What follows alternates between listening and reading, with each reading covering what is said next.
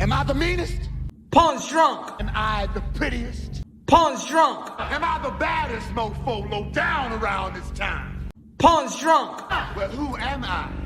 Pawn's drunk. Who am I? Pawn's drunk. I can't hear you.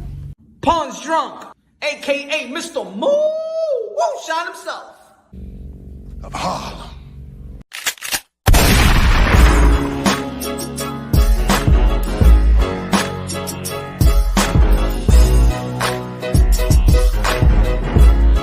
You already know this is Pawn Drunk Boxing, aka Mr. Moonshine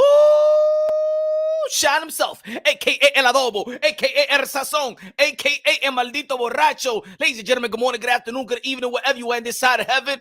God bless you all. News. Mi gente. There's people out there that's happy. There's people out there that's content.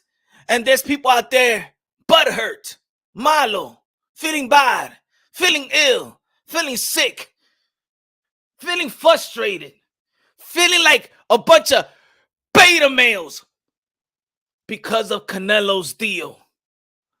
Ladies and gentlemen, Canelo Alvarez has signed his part of the deal to sign with DAZN Matchroom. Whose fault is it, though, if people are mad that he didn't sign with PBC? Now, ladies and gentlemen, you already know I reported that Canelo Alvarez will be fighting in Cinco de Mayo Jamal Charlo. But, like in the sport of boxing, Canelo Alvarez forced DAZN to do something that they're not. They forced DAZN to change their business model, and that's what really is not only that. I'm gonna break it more down for you, ladies and gentlemen. I'm gonna break it more down for you, but let's not forget, let's not change the fact that Canelo Alvarez, so powerful, he made DAZN change his business model. And trust me, that had a lot to do with it as well. And when I'm talking about business model, let's not forget that DAZN is going pay-per-view. Why do you think DAZN all of a sudden is going pay-per-view? Why do you think they're going pay-per-view? Well, you think they're going pay-per-view for Devin Haney? You think they're going pay-per-view for Maxie Hugh? You think they're going pay-per-view for Lee Selby? You think they're going pay-per-view for Dillian White? You think they're going pay-per-view for Povetkin? You think they're going pay-per-view for Conor Ben? You think they're going pay-per-view to go to negotiation deals when you got PBC and you got DAZN and Canelo Alvarez smell that pay-per-view money? Hey, Eddie, I like you, Eddie, bruv. I like you, Eddie. But I did make like 40 plus million plus back-end pay-per-view. Trust me. Smash the like button, ladies and gentlemen. G Funky in the building. Let me say what's up to the people out here. Say what's up to the people out here. Smash the like button, ladies and gentlemen. You already know the drill. The most dangerous YouTube boxing show. You already know the most dangerous Happy Hour Thursday. Mr. Moonshine. El adobo, el sazón, el borracho, el pastor de boxeo. Señores y señora. Smash the like button. Let's go. Epic C Magic in the building. Magic in the building. The artist. Let's go. Silver in the building. What's good, my brother? What's good? He got the Pinocchio face on. Who's lying? Who's telling a liar? Who's a liar? Somebody's a liar. Woo! Who else? Who else in the building? What's good, my brother? Santos in the building. Eric, Bomb Squad in the building. HLD. If you want to become a member to the boxing, to Punch Drunk Boxing, you already know, man, is in the pin message. You just could click on it, become a member, become a family member, and don't worry, you could be invited to Thanksgiving. Here we go. Sexy Beaner. What's good? Bean. Xavier in the building. What's good, bro? Teapot in the building, man. Everybody smash the like button, ladies and gentlemen. Sleeper in the building. The urge in the building. What's good, Mike? What's good? Man, oh man. Let people creep in a little bit in the show so I could further elaborate on why Canelo Alvarez está filmando con DAZN. It's signing with DAZN for the motherfuckers over there that don't know any Spanish. But Google, motherfucker, this is bilingual show, okay? Okay? Es bilingual. Si usted no sabe en español, you have a smartphone, Google right now, okay? Because I'm not translator. I am fired like Canelo Alvarez fired his translator, okay? This is bilingual. Yo soy latino, mama huevazo, everybody, okay? So speak English and Spanish. If you don't understand, get the fuck out of here, man, okay? Don't care. I'm too, Eric Holmes said, I'm too poor to be a member. Oh, you need to start a GoFundMe. No GoFundMe right here, my friend. Midwest Boxing in the building. I'm gonna tell you, and I believe that you have to blame. Well, I'm not gonna say just blame, but I'm gonna say it's fault. It's Jamal Charlo and David Benavidez' fault that Canelo Alvarez didn't sign to PBC. It's Al Heyman's fault because Canelo didn't sign to PBC. And I'm gonna tell you why. And for all the haters and the beta males and the one that's whining, crying, and stuff like that, wasting toilet paper to wipe their motherfucking tears, I'm gonna tell you why you shouldn't be mad. And I'm gonna tell you why Canelo Alvarez has to choose DAZN over that PBC deal, even though that is about money. But ladies and gentlemen, if that's say, because I do think that DAZN increased their 85 million on the table, right? People's like, yo, but he left $15 million on the table, so he won't sign with PBC. So Canelo gotta be ducking. Canelo gotta be avoiding. He leaving money on the table. Let me tell you like this. Why do I always say this? Canelo Alvarez, the pound for pound number one, libra por libra number uno, the cash cow of the sport of boxing. Canelo Alvarez, Saúl Canelo Alvarez, aka King Nelo, aka Cartelo, aka Cash Kelo, aka Payday, aka get the fuck out of here, man. Why do I say that he's a walking Hall of Famer? Why do I say that if he could retire right now, he enters into the Hall of Fame? He has a legacy that enters the Hall of Fame first ballot. You think Canelo Alvarez is un estúpido? Canelo Alvarez has invested his money, ladies and gentlemen. So that $15 million deal, that was left, trust me, the guy got a stadium. The guy got gas, gasolina. Dame la gasolina, me encanta la gasolina. They got Canelo gasoline over there in Mexico, ladies and gentlemen. He got money. Huh? He got investment. You already know how. Yeah, he doesn't say like Floyd Mayweather. He makes smart investment, but Canelo Alvarez has made smart investment, ladies and gentlemen. Take the bell in the building. Yo, Canelo did what? Canelo signed with DAZN. And I'm going to tell you whose fault it is. Smash the like button. What's good, my brother? He says the Mexican meat. I like the Mexican meat. I like it. I go to San Antonio, eat some great Mexican food. Change the narrative.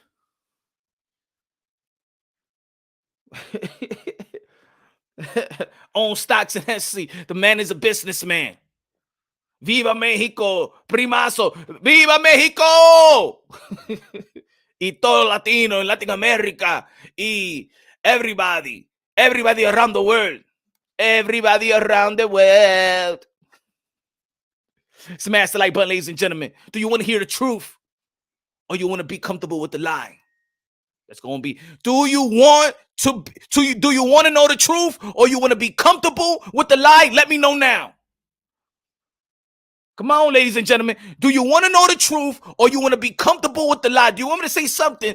Do you want me to lie so you can be comfortable with it? Because it seems like that in society right now. People are just comfortable with the lie. They don't want to know the truth. The truth hurts so much. The truth makes them feel bad.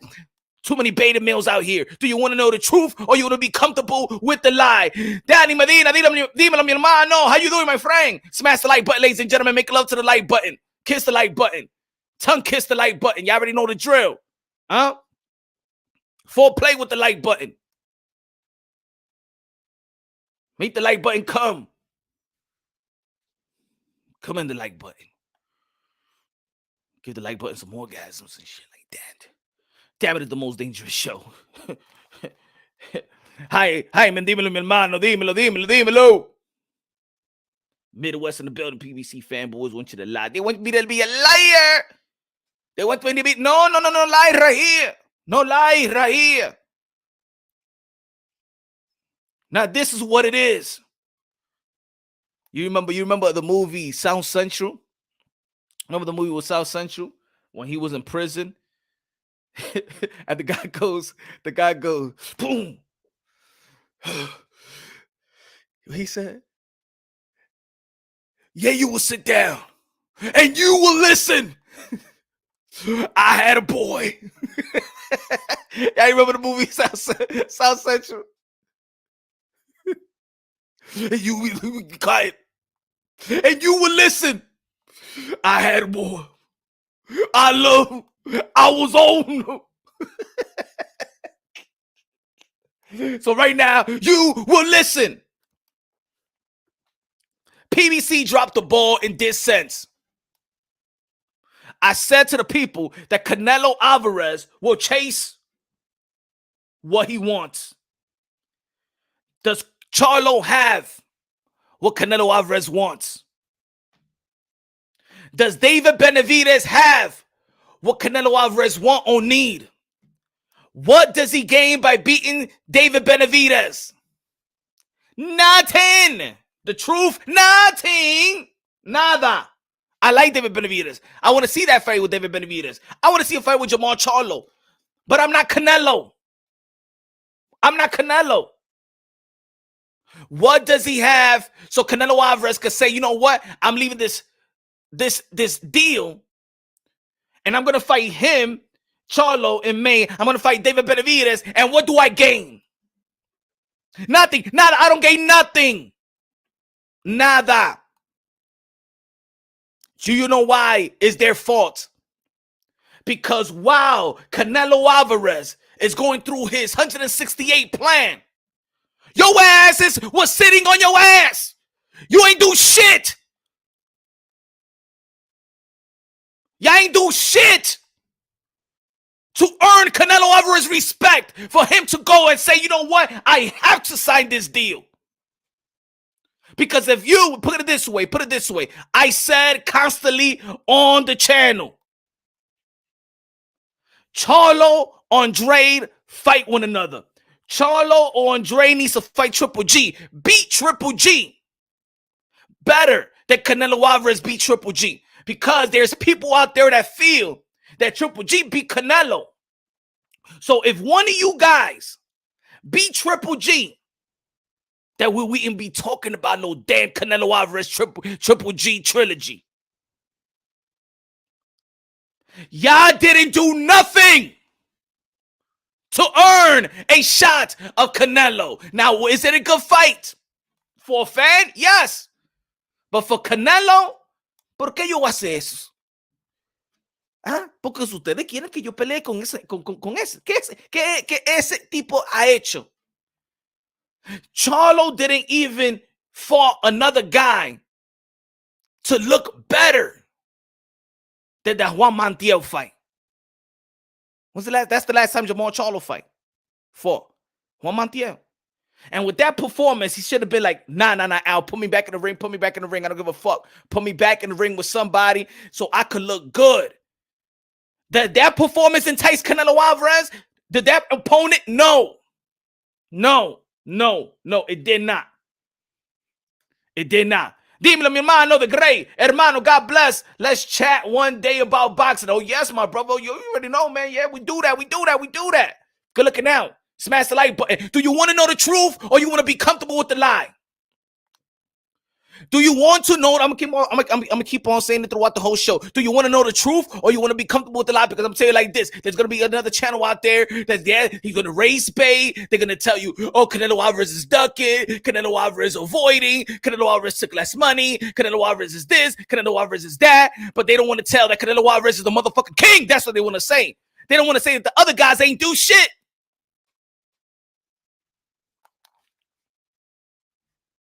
While he moving, they standing still looking at Canelo. While he moving, y'all going to Canelo Alvarez fights.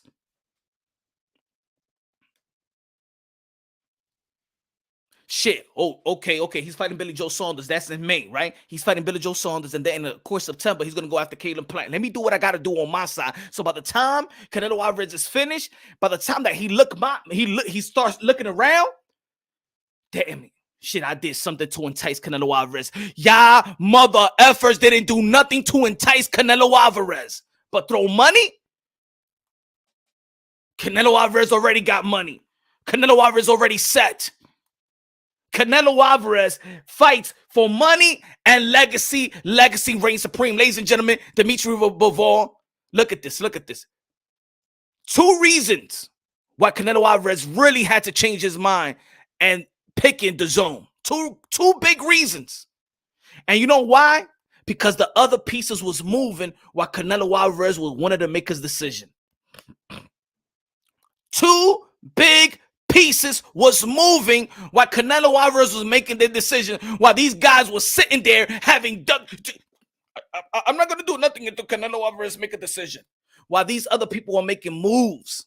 Now, I just told you the move was that Canelo Alvarez, his stardom, his power has changed the DAZN business model. In layman's terms, since this is the most dangerous show in the YTBC, Canelo Alvarez made Eddie Hearn his bitch.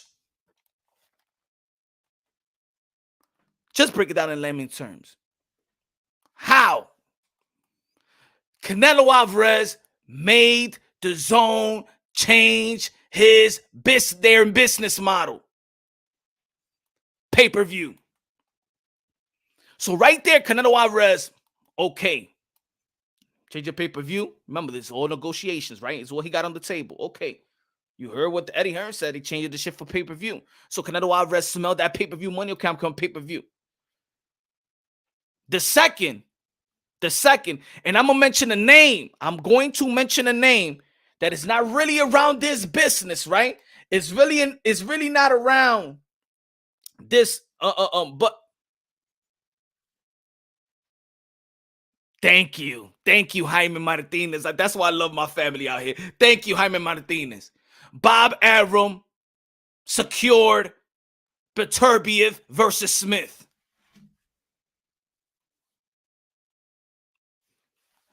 Bob Arum said, what? He's trying to get Bivol and Cinco de Mayo? All right. I gotta do what I gotta do. You know, when it comes to big fight, Bob Arum, I need to be in play because, motherfucker, I'm the motherfucking chess player up in here. So you're telling me that Canelo is gonna fight Dimitri Bivol and Cinco de Mayo? All right, motherfuckers, get in line. But Beterbiev, you're gonna have to fight Joe Smith. Now, I mean, can we wait a little bit? But Beterbiev, shut the fuck up. Joe Smith, they're going to have to fight in June because in September we got a deal.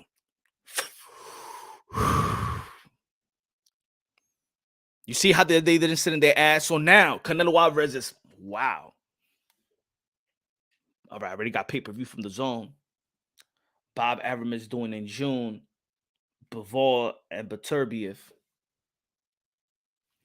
In the span, in less than a year, Canelo Alvarez could become undisputed. In less than a year from where he became undisputed in the super middleweight. Do you want to know the truth or you want to be comfortable with the lie, motherfucker? Canelo Alvarez is just too smart.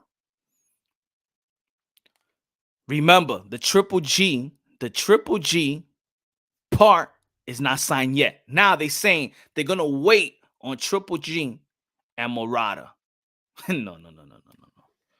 Canelo Alvarez se espera con esa pelea. Porque I want to see what Triple G and Murata are going to do. But in reality, I want to see what Beterbiev and Joe Smith going to do. What's going to be the result of that fight? Now, the only way, do you want to know the truth or you want to be comfortable with the lie? Now, the only way that Al Heyman PBC gets back in play.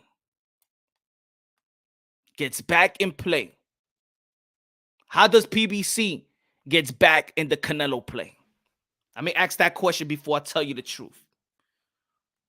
What does Al Heyman need to do so Canelo Alvarez get back in play? You got to have something that Canelo Alvarez wants. Remember, what should that be?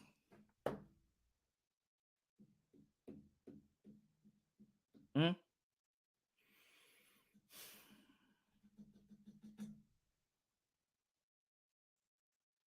75 undisputed in less than 1 year.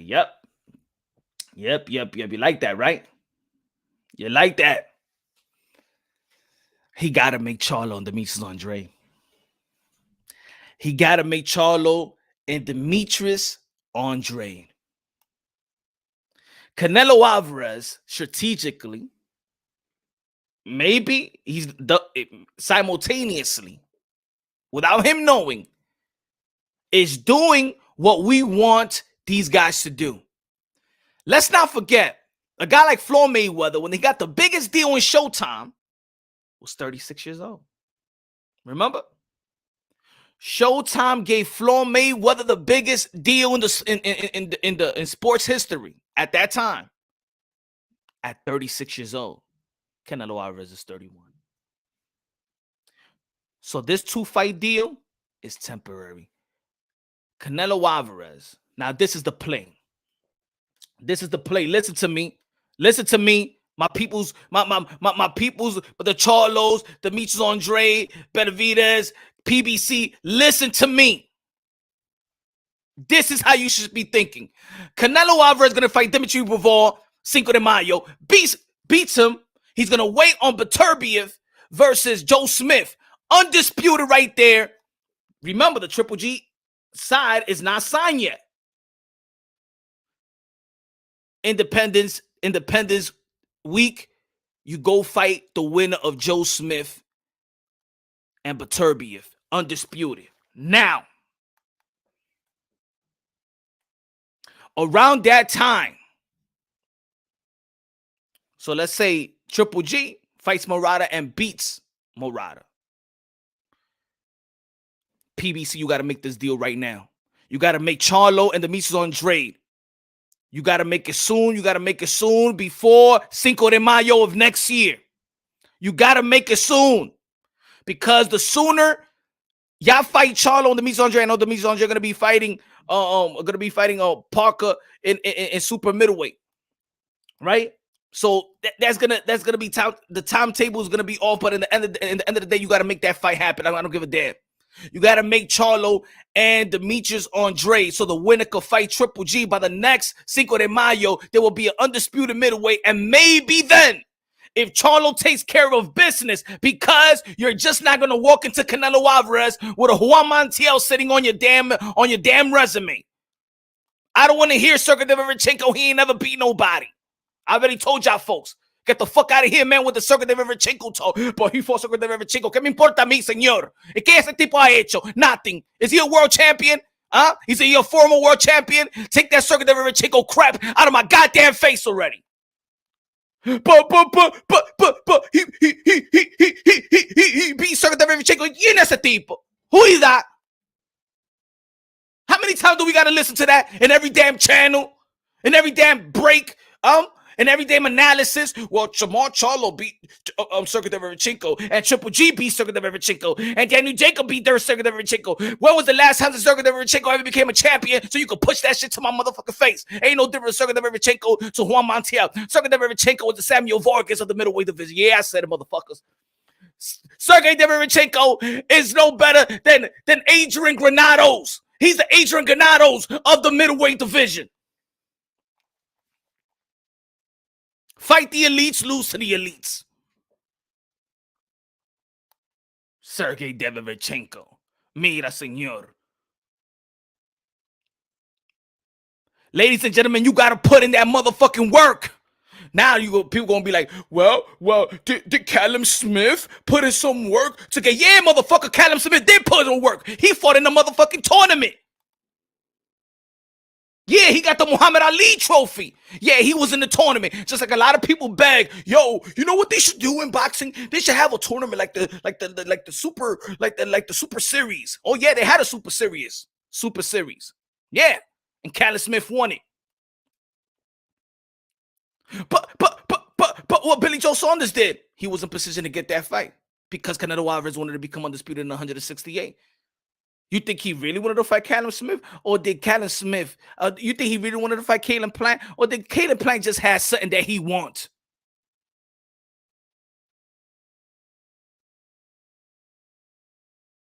Entice Canelo Alvarez. These motherfuckers ain't even doing that to entice him. It's just here. Canelo Alvarez, please. Right here. Can you pick me? Please. I'm next. Please. Please. Canelo, please. I want something. Por favor. Something for me. You know, legacy for me.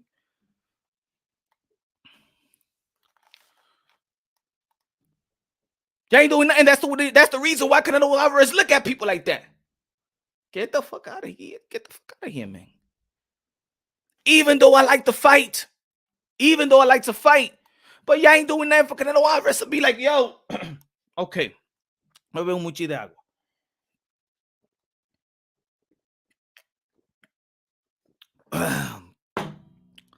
Legacy reign supreme. Samir in the building. That's what I'm talking about. Legacy reign supreme. Make the deal. Charlo versus Demetrius Andrade. Make that deal. Undefeated versus undefeated. Make that deal.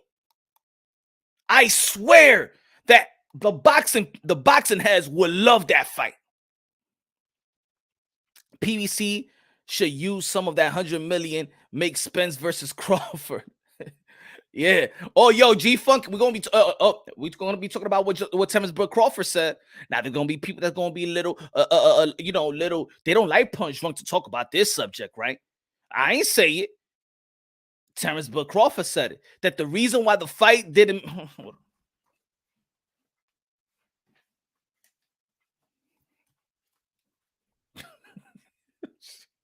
I gotta charge my phone, but the reason why, shit, I got it right here. I go to seconds out right now. The reason why, look, Canelo back in the damn gym. Shit, this guy is a damn gym rat. The reason why Terrence Crawford or Earl Spence not fighting, Terrence Crawford said, because the black race didn't support it and wanted to divide us. And it's the reason why the fight hasn't happened. He blamed it on his peoples. He blamed it.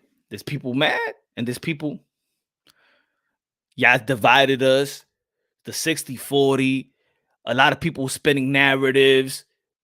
There was never money on the table. Why you think I never talk about money when it comes to Earl Spence and Bud Crawford? There was never no fucking money on the table and everybody arguing about 60-40, 70-30. There was never no money on the motherfucking table. What the fuck is y'all counting? And this is why I tell y'all folks, I'm gonna tell y'all again. The YTBC, listen up.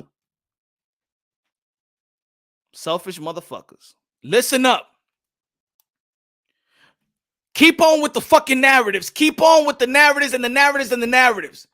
Because the more in the YTBC collectively we sound stupid, those people that's getting fired from the networks are creating their podcasts, coming to the YTBC with their portfolio, with their contacts.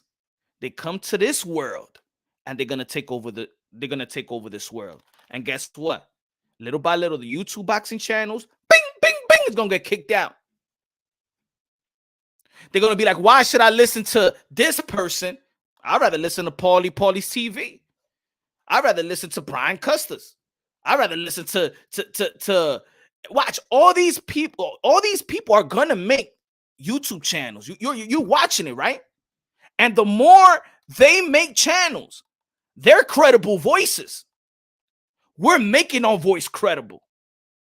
But when we talking bullshit after bullshit after bullshit, then we are gonna be, well, not your boy Mr. Moonshine. Because if you see the moves I'm trying to make, I'm seeing the moves. I'm getting in the door like, hey, yo, I know your shit. Huh? I know. I called this person. I spoke to the president of WBO. I spoke to the president of WBC. I spoke to this promoter. Motherfuckers was talking about 60-40, 70-30. Hey, yo, but he should get what Earl Spence is giving him, where there was nothing on the table, and motherfuckers out here in the YTBC talking about money when there's no money on the damn table. What the fuck are y'all coming up with this narrative? And Bud Crawford said all that shit about narrative. Like, people go, he said it. He said, and channels out there, that means Bud Crawford be looking. And I also told y'all, folks, what a good Carlos Diaz in the building. I also told y'all, folks, that boxing personnels be looking. They be looking. Of course, they look at these platforms. You know why? Because these are boxing platforms. We in the YTBC, we the only ones that really talk about them. But these entities are coming to the YTBC and see, oh shit, they capitalizing, they doing well. You know what? You got Sean Porter podcast. So now it's gonna be your word versus a Sean Porter. Who got more credibility? They're gonna sound like they talking boxing. They're gonna sound like they talking boxing, and people gonna be sounding around here. It's just a gossip channel. Now, I never had the Hellcat. Mainstream boxing media has done such a bad job reporting news that people go to the narrative channels for news. No, but you know what I'm saying, G Funky, is that, shout out to Guido. What's good, my brother? You know what I'm saying is that, yeah, that's true.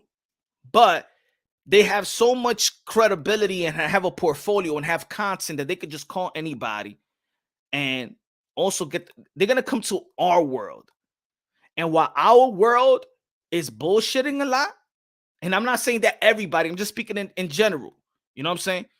When our world is BSing a lot, those credible voices that people used to go and listen to, because let's not forget, even though that's people that be saying, oh, Mike Coppinger or Dan Raphael or this person and this person, the YTBC gets their information from them. This is why they get their news from them. If you want to become a member, I get my news from some. I'll get my news if my source didn't tell me this and this and that. Of course, I gotta go by a credible channel that I trust, a credible writer, or I just gotta go for what's out there. And most of the time, you're looking at Michael Benson and seeing his tweet, looking at Mike Coppinger, seeing his tweet, waiting for news, and then you do your content. So these people are gonna come to our world. And they're going to be having shows like us. And then it's going to be our word versus their word. Yeah, it was Camaro. Yeah, Camaro. No more Camaro. If you're a real dog, you wouldn't spend your days on YouTube hating on another grown man's career. Facts. But you know what? They're capitalizing off it. You know? They're not breaking news to YouTubers. Didn't Copper just say Charlo Nello was a done deal? But what I'm saying is logic. Yeah, it was. My source told me told me that it was confirmed that his fight that he's gonna fight Jamon Charlo. But between these times, I beat that boy. What's good? Nello just called out Mike Coppinger for lying. Mentiroso. So he said, he's a liar. He's a liar. Vamos a ver lo que Canelo está diciendo. Canelo. Let me see what he's saying. Let me see. Boom. Boom.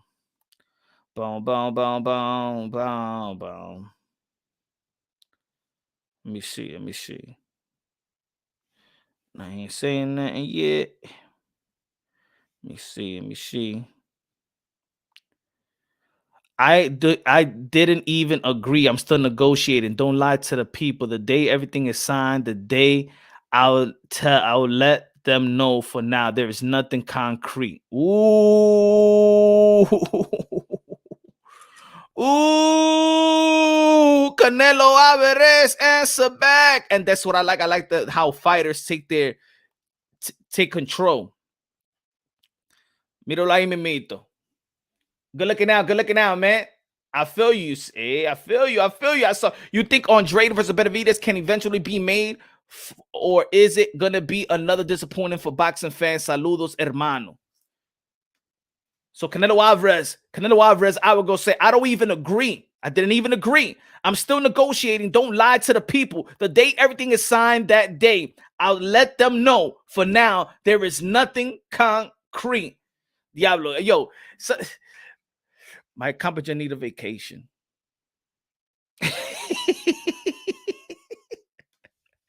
Trick No Team in the building. What's good, my brother? Houston, Texas in the building. The land of Booker T. Five-time WCW champion. What's good, brother? Hope everything is well with you and the fam, my brother.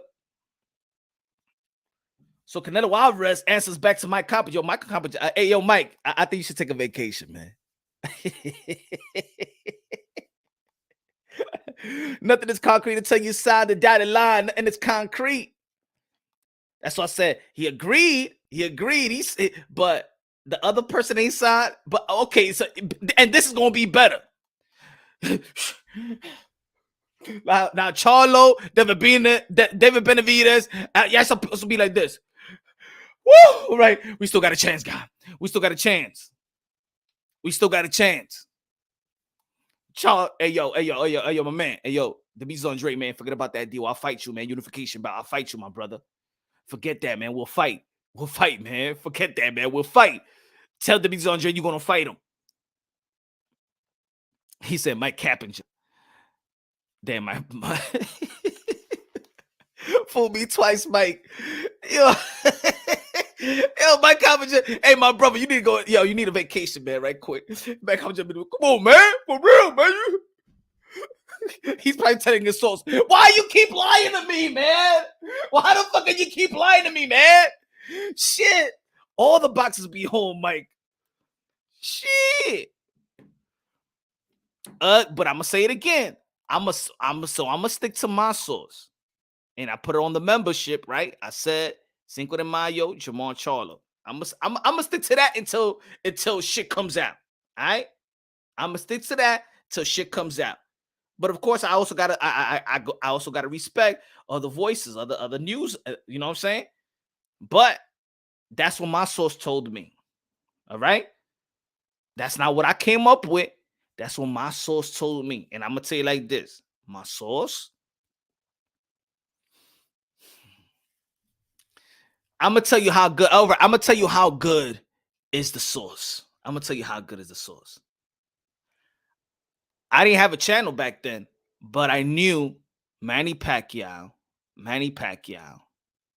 was going to fight Floyd Mayweather months before the deal was done. Now I'm gonna tell you why. Now I'm gonna give you a little insight on one of my sources that I knew that Manny Pacquiao and Floyd Mayweather was going to fight months before it even got announced.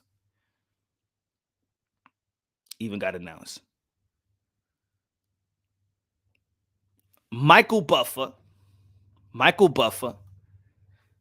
signed the contract for that fight months before. So when he signed the contract, I knew that he signed this contract. I already knew that the fight was there. I already knew that fight was signed because Michael Buffer, several months before, signed to do that fight. He signed the contract. So the person that knows Michael Buffer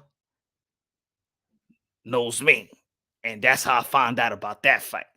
That's one source, you know what I'm saying, that's very, very, very in the business that, you know.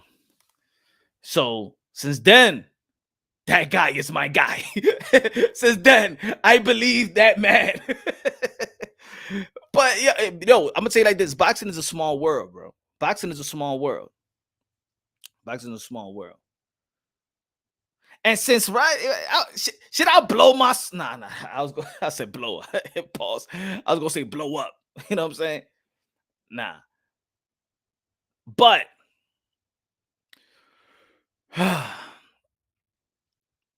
you gotta be in position to get what Canelo Alvarez wants.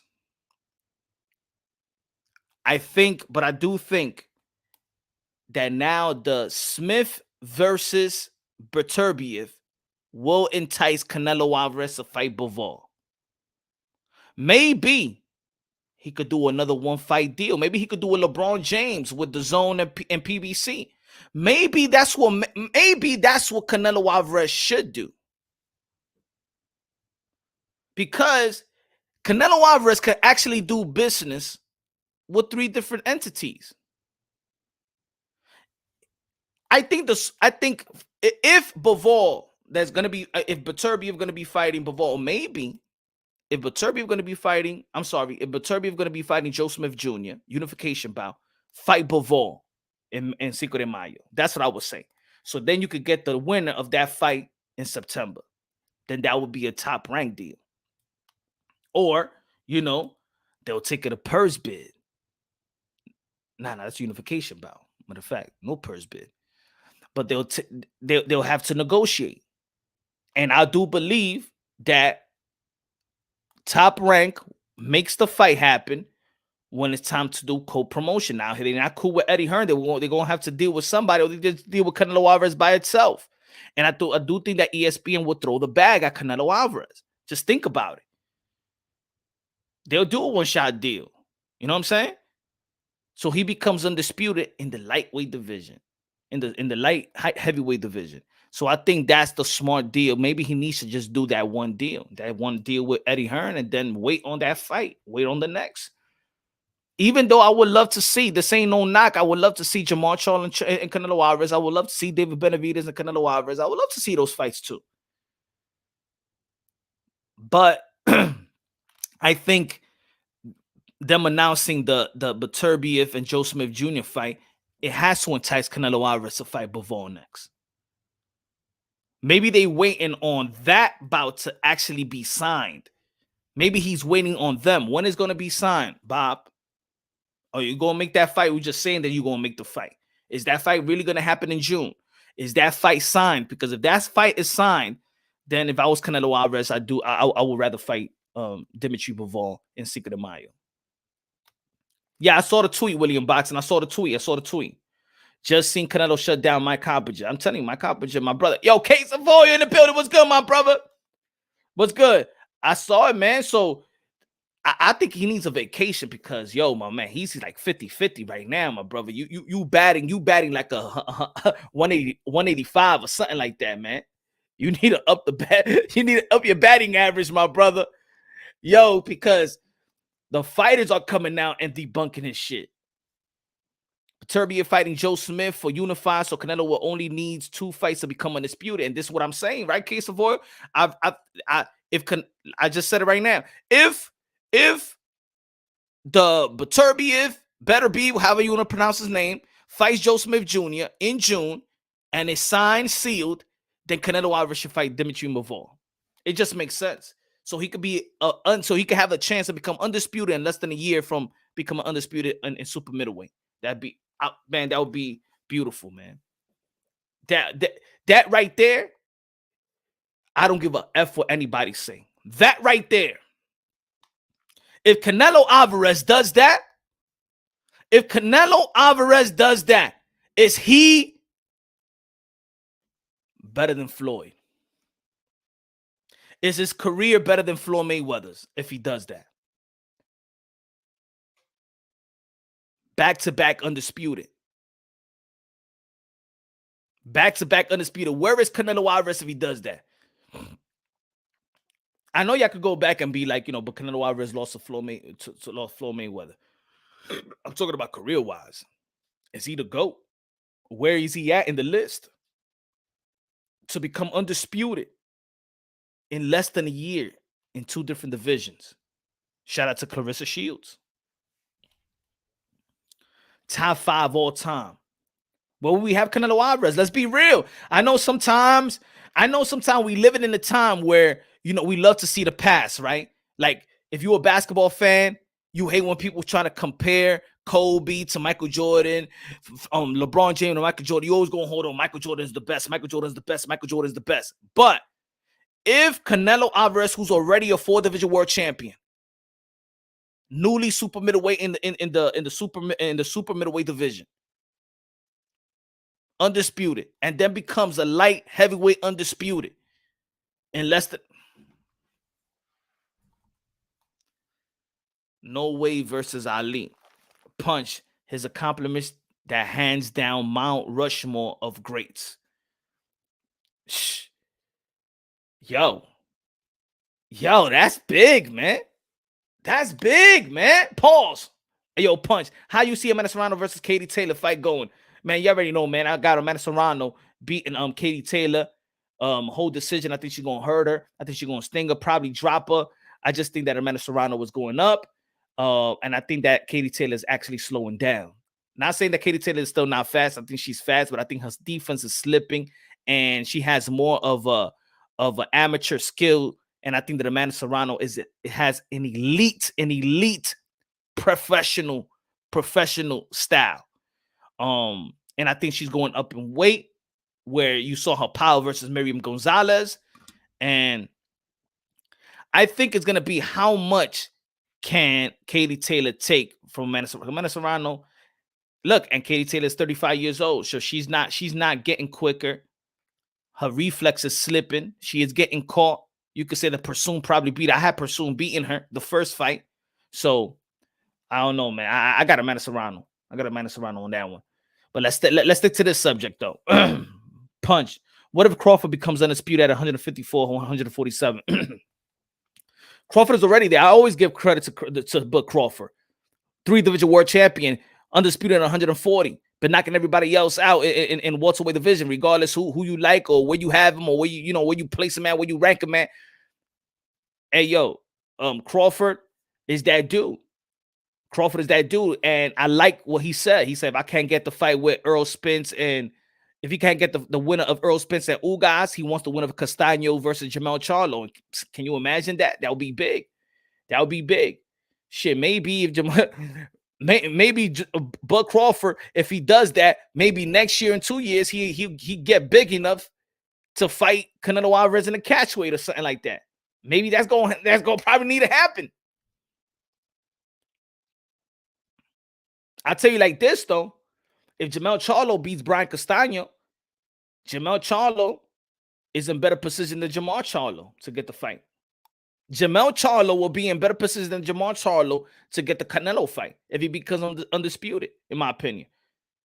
I think he'd be in better position. That's what I'm saying. Canelo is not picking Charlo. I think now, I said he will pick Charlo, but I do think that Beterbiev and Joe Smith Jr. fight has to alter his mind.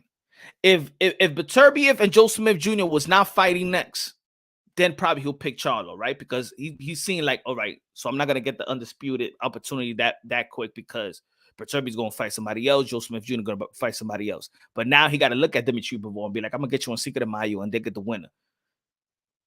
And trust me, Bob Arum's gonna make that fight. ESPN will throw the bag. Bro. They would throw the bag at Canelo Alvarez. I think to bring him for that one night with all for, I think that they will pay him like 70 million, 70, 80 million. I do think so.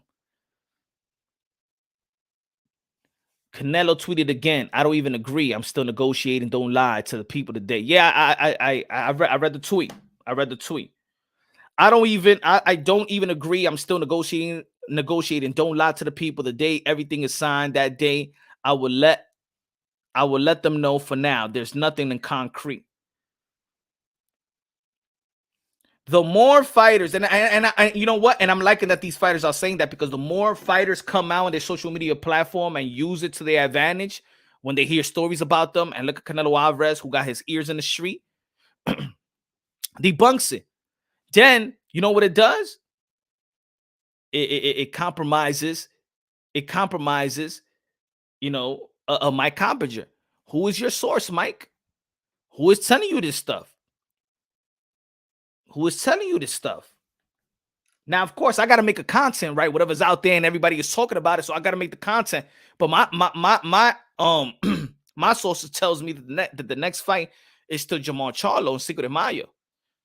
But the same source be like, you know how boxing is, anything could change. But right now, first option, the first priority right now is the Charlo and Cinco de Mayo. But everything could change. And what I'm saying is, what's changing is that the DAZN said we're going to do pay-per-view. Top Rank said Beterbiev and Joe Smith. That right there would entice Canelo Alvarez to be like, let me go to the DAZN. Let me get Bivol, and then the winner. So that's what I'm saying. Things could change. So in the span of like 2 weeks, things have changed because things on the go. He's negotiating. Everything is on the table. So Eddie Hearn, he made a sexy offer by putting the pay-per-view on the DAZN. So I'm saying that, yo, Canelo Alvarez is so powerful that he's effing up the business model of the DAZN. Whatever they was promoting, that pay-per-view was over. The pay-per-view is over because his experience in pay-per-view with PBC.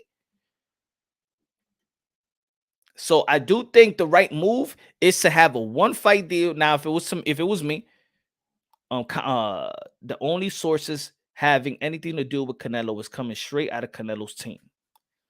Well, when he's dealing with other people, it could come. Remember, look. This is why you could have multiple sources.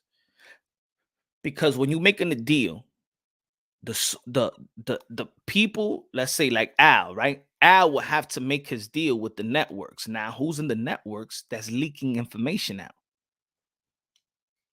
Who's in the network? Because you can't talk to Canelo Alvarez before talking to the network. So when you're talking to the network, there's a lot of people in the network. You got to understand there's a lot of people that work for the network. There's also people that may go to these parties.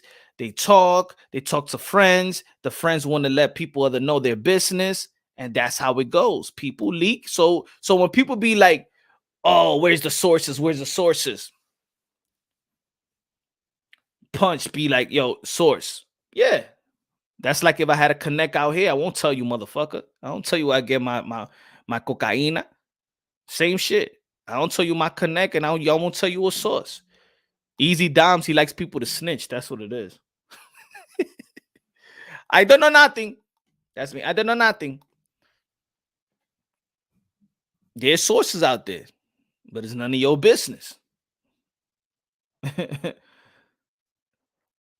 Canelo already signed his side to fight Bivol and Triple G. Well, Canelo Alvarez denied it right now in his tweet. So nothing he said, nothing is concrete, but he got a bunch of shit on the table. I'm gonna tell you like that. So that's what I mean, that everybody is making moves. See, David Benavidez fighting Lemieux, that ain't a move that's going to entice Canelo Alvarez. And even though that David Benavidez is calling out Charlo and calling out these guys, if y'all hear that Canelo, that what's on the deal, shit, I gotta call. I gotta put myself in position where Canelo Alvarez wants to fight me. Yo, Punch, where that Washington Heights connection at? You know, I think maybe the people that be getting mad at sources because people mad that they don't know somebody that know some information. You know, hey, the sources could be wrong too, but that doesn't mean they're not in. They don't know what's really going on. Shit changes in boxing, bro. I'm gonna tell you how things change in boxing. In boxing, you sign again. If y'all don't know, you sign your contract in fight week. You sign your contract in fight week. Shit could change like this. The glove could change like this size. You know what I'm saying? So people got to understand that in boxing. In boxing, things switch up, things change. I'm gonna give you the look. Juan Francisco Estrada, he got COVID. Okay, shit changed. Who gonna step up? What's gonna happen? We're gonna cancel the show. What's gonna happen? Things change. Just like in negotiations, things could change because ain't nobody really signed in concrete. So something could come. Look, Canelo Alvarez could have this, and then while he's negotiating, somebody come out of nowhere and be like, "Yo, what about this, Canelo?" Boom. So things change, but right now, my sources tell me that Charlo is in the driving seat right now. But during these negotiations, now was the DAZN pay-per-view. We heard last week Bivol and Beterbiev and Joe Smith. Captain Chaos was good, my brother. They hate because I appreciate your work. Go figure. Thank you, my brother. Thank you, my brother. I appreciate you, my brother. Good looking out. Good looking out. Captain Chaos. Good looking out. It's Bivol. Who's the Chavez? I go for Bivol. If I was Canelo Alvarez, I pick Bivol. Now that I know that Joe Smith Jr. and Beterbiev is fighting, I'm gonna get my money. I'm gonna get 50 million just to fight Bivol and pay-per-view. And then I could become undisputed. And ESPN, and then I'm still open, and ESPN gonna throw me the bag. You know? Now, if it wasn't no DAZN pay-per-view, if Beterbiev and Joe Smith Jr. not fighting, then I'll probably pick Charlo. I'll probably take that PBC, 100 mil. I'll probably take that PBC deal. Because I'll see myself, okay, I'm not gonna be undisputed in the end of the year. But Canelo Alvarez is known for going for legacy. He already good with money. He already good. You know what I'm saying? So he could take a $15 million hit. It don't matter. He already is invested. He getting that back. Gas is up. William Boxing said, I think it's Charlo. Who's racist when Latinos wins? Oh, I don't know, man. With only 2 fights at 175. Yeah, man. What do you think, Case of War? You think he's going? What do you think? You think he's going to pick the Bivol deal or the DAZN or the PBC deal? What you think? Crawford will put Spence in a coma. Damn. I don't think so, Deuce, but I do got Crawford being Spence, though. Bivol is bigger, craftier than Charlo and the Benavidez. And he got something that could, you know, if he beats Bivol, then he's in quest to fighting for undisputed. Jimbo slicing the building. Yo, punch. Man, Canelo just tweeted he ain't signed nothing yet. Freaking like my comp. Yeah, I just said it right now. Yeah, man, Canelo Alvarez got his ears in the street. He don't like people lying on his name. He don't like people lying on his name. Canelo Alvarez going to show up to Happy Hour Thursday. Going to be like, mira, Sponge, ¿qué tú estás diciendo? ¿Pero quién te dijo esa vaina? ¿Ah? Yo creí que somos amigos. ¿Ah? Yo te voy a llamar a ti, te voy a decir la verdad.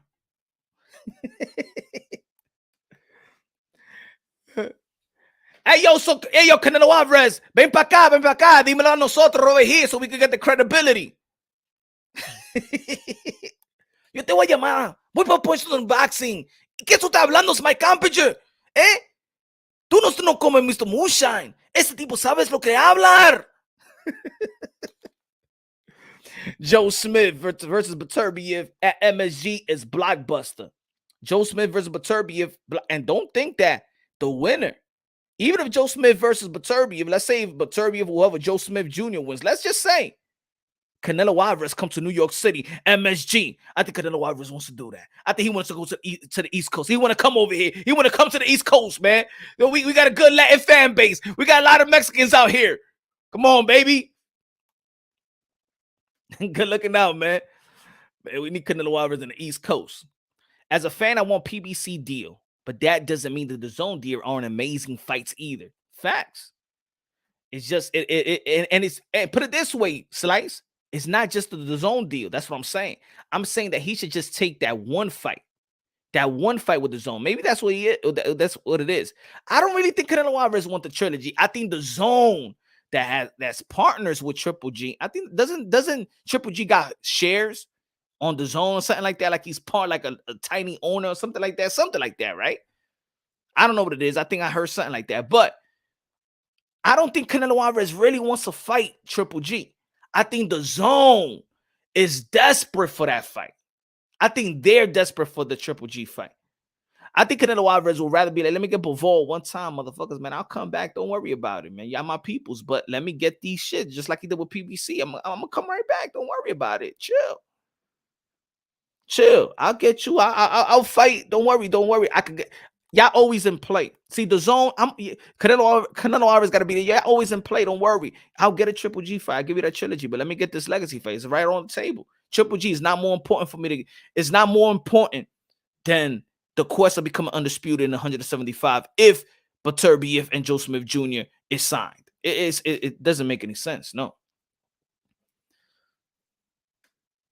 And what I'm saying is, whoever he signs with, though, whatever Canelo Alvarez does, he will only be 32 years old. It's like I said in the beginning, do not forget that Floyd Mayweather got his Showtime contract at the age of 36. When they gave him the bag. Shit, even Floyd Mayweather, when he was like, yo, man, I'm really done. Like, I really don't want to fight, but shit, I'm going to leave all this money on the motherfucking table. Can you imagine how much money that's going to be after this year? If he beats Bivol, undisputed, and then he could go into, come on, man. Be 32 years old, bro. 32 years old. He could still get Charlo, but in the meantime, while Canelo Alvarez is doing that, y'all motherfuckers gotta step up. Jamar Charlo, David Benavidez, y'all got to step up. And the reason why I can't be all look, I want to see David Benavidez and Canelo Alvarez, but the reason why I can't fight for it is because David Benavidez fucked up. I can't fight for David Benavidez. You can't. He effed up. He messed up. Oh shit! The Canelo Alvarez fought the eardrum. Well, he would have never fought eardrum if David Benavidez would have never fucked up. So I can't. I can't fight for David Benavidez as a fan. I can't be like, yo, Canelo Alvarez is ducking David Benavidez. David Benavidez should get the fight, and that's it. Oh, nah, I can't. You effed up. You was in position. You was the WBC champion. You effed up. I can't fight for you, my brother. You got to work your way back up and put yourself in position where Canelo Alvarez wants to fight. You got to have something that Canelo Alvarez wants. Right now, David Benavidez is moving, or whoever is moving him, Samson, that said that he needs $7 million. That Demetrius Andrade needs $7 million just to talk. Samson, I don't know. Samson, my friend. You setting your fighters up. Yeah, you discover Manny Pacquiao, but why did Manny Pacquiao leave you? Javier Fortuna. You thought he could JoJo Diaz fight? Nah, man. Should have got him the Devin Haney fight. You got it Orion Garcia. That's it. Just waiting that fight. You got him JoJo Diaz because you're friends with Golden Boy Promotions. And look what happened to Javier Fortuna. Now he's fighting in the Dominican Republic again. No televised fight, probably. I'm just saying, if I was David Benavidez, I start saying no. If you hit, nah, I don't want that. Samson, no. No quiero esa vaina. I don't want it. I'm not going to fight. Got to stay saying no.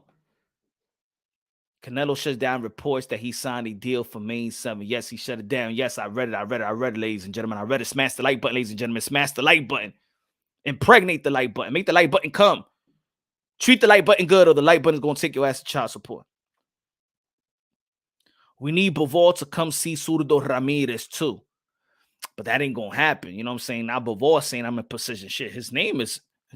I could be the next. He ain't going to make no deal with Zurdo Ramirez. Shit, if I was David Benavidez, I'd be let me get Zurdo Ramirez. Ooh-wee. If I was David Benavidez, let me get Zurdo Ramirez. That would be a good fight.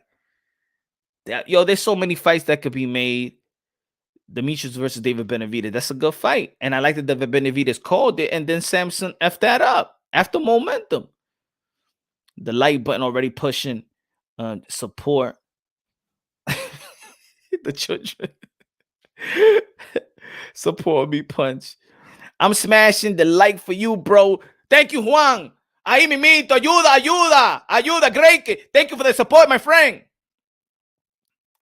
You know who's tight? That we ain't even talking about. You know who's tight right now, right? We talking about Bivol. We talking about Charlo, Benavidez. They out there. Oh my God, I could be next. I could be next. You know what I'm saying? We talking about Triple G. We talking about Baturbi. We talking about Joe Smith Jr. Who's tight though? Like I told you the other day, you know who's tight right now? You know who's tight right now? Makabu. This no fair. This is not fair. Punch, this is not fair. I went to the WBC convention. Canelo Alvarez picked me. And all these cock blockers want to get in the way. He went to the Mauricio Surmon. Did he want to fight me? Why these other motherfuckers have to be cock blocking me? It's because I'm from Africa. It's because I am not American. Because I'm not American black. Because I'm not Kokolo like them. Is that what it is? Bro, come to Congo. Because I come from a poorer country. Is that what it is, Canelo? Canelo, you look at me in the eye. You look at me in the eye and you shook my hand like a man and you say, I'm going to be next. This is not fair. Too many cock blockers in the sport of boxing. They saw that I was going to be next. I was going to get my opportunity. I was going to get my opportunity. These cock blocking motherfuckers, father fuckers, great grandfather fuckers. Canelo Alvarez, please. Please. If you fight me, you have the economy of the Congo. Do you like the Congo people? Do you haven't seen the commercial with the flies all over the people? How about that? You don't care about the Congo. That's what it is. You promised me. You didn't look better BF in the eye. You didn't look Bavo in the eye. You didn't look Jamal Charlo in the eye. You didn't look at Triple G. Or the last time you look at the eyeball, that was the fight. You didn't look at Dimitri Andre. You said Dimitri Andre is a terrible fighter. You came to me. I didn't come to you. You came to me. Eddie Reynoso, you are the one that petitioned the WBC that you want to fight Makabu, the champion of the WBC, and you want to become 5 division world champion. I am your greatest accomplishment. I would put you in position to be like a Roy Jones Jr. Why everybody is cock blocking me? Canelo, you pick me. Yo, Makabu is tight right now, yo. See, because at least Makabu, he faced Canelo. He shook hands. He took pictures with Canelo Alvarez and things of that nature. Damn. African stereotype for the 5 minutes. What are you talking about, Kush? There's no stereotype. I'm speaking an accent. You see? Always people, always with this beta male type of a feeling. You're a beta male. Beta male if you have problem with the way I'm talking. Oh shit, Makabu was like other Canelo's tweet. So you're saying that there's still a chance? Nah. Makabu was like, oh Canelo, you talking about Mike Carpenter is a liar, but you a liar to me. Why don't you tweet that to the people? Yes, he's a bullshitter, but you bullshitted me. Pause. Why you bullshitted me? What do I ever done to you, Canelo Alvarez? I was sitting in the Congo all by myself. I went to the WBC convention to see all to the beautiful, to the people over there to see the legend. You came to me. You petition. You petition, not me. Canelo, please help me. I bought a bunch of houses I can't pay for. I thought I was going to get that Canelo money.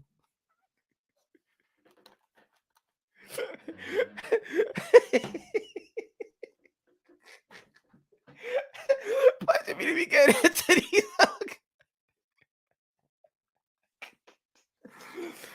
Yo, what you said? That my competition erasing this thing. Let me see my competition. My competition. Don't do it. Don't erase it, Mike. Don't do it, Mike. Don't cave in, Mike.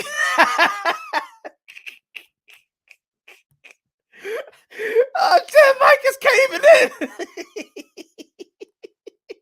caving in. La. Oh. Get the loan already. Oh, yeah, case boy.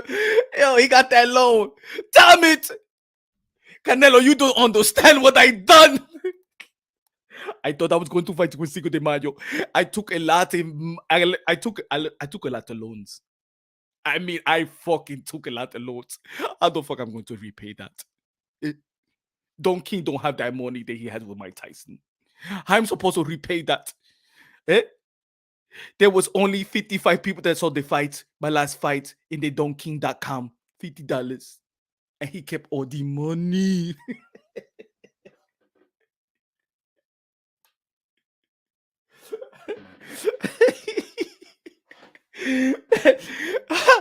Mark Nash in the building. Everybody subscribe to Mark Nash in the building. What's good, brother? Everybody subscribe to Mark Nash. What has happened? Canelo, please don't do that to me. You told me you was going to fight. I took a lot of loans, mortgages, Lamborghinis.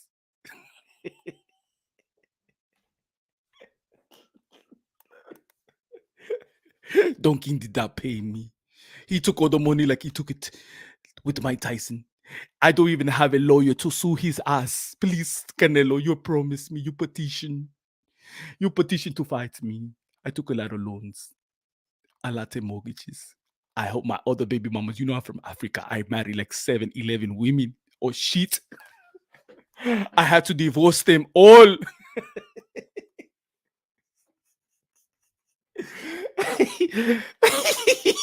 He said, I'm already building mama house.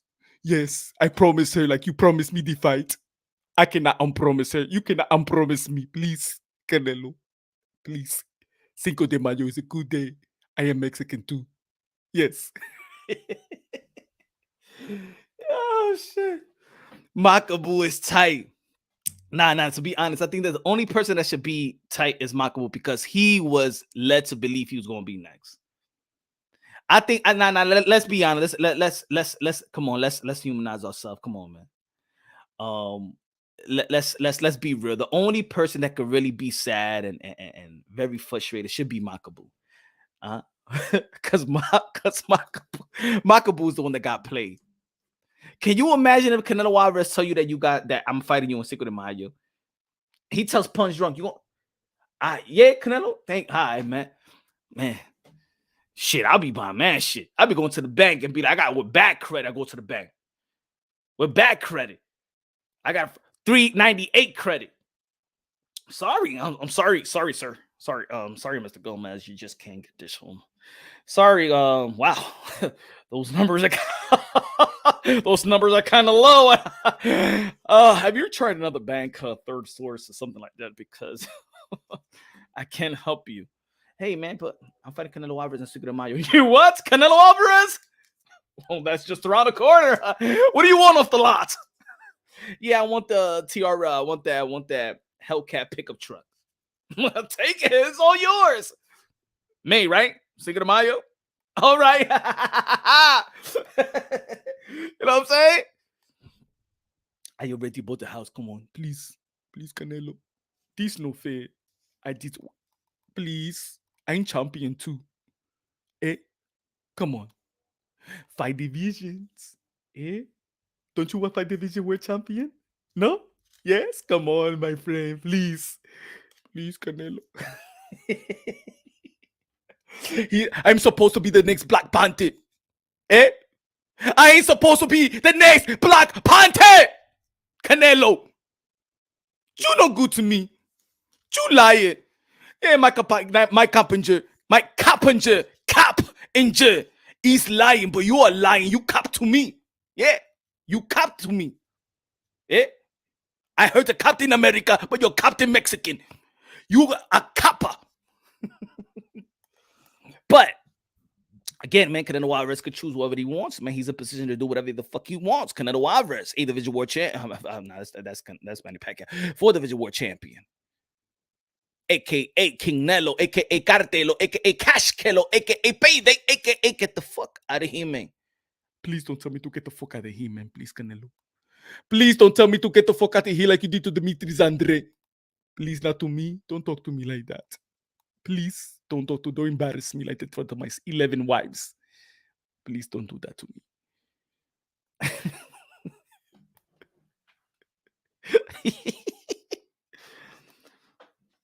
What do y'all think? Right out the storm in the building. Kendall in the building. What's good, my brother? My fault. And shout out. I don't think Canelo was satisfied with Makabu's performance. What was it?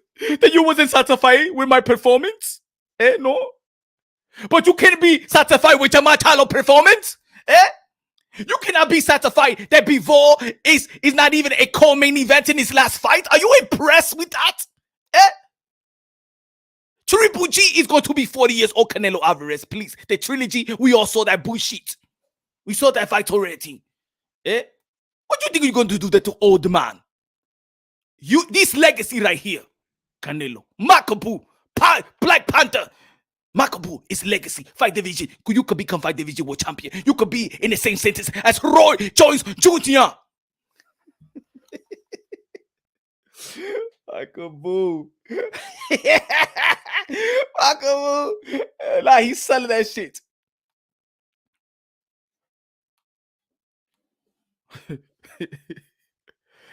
My performance was not good.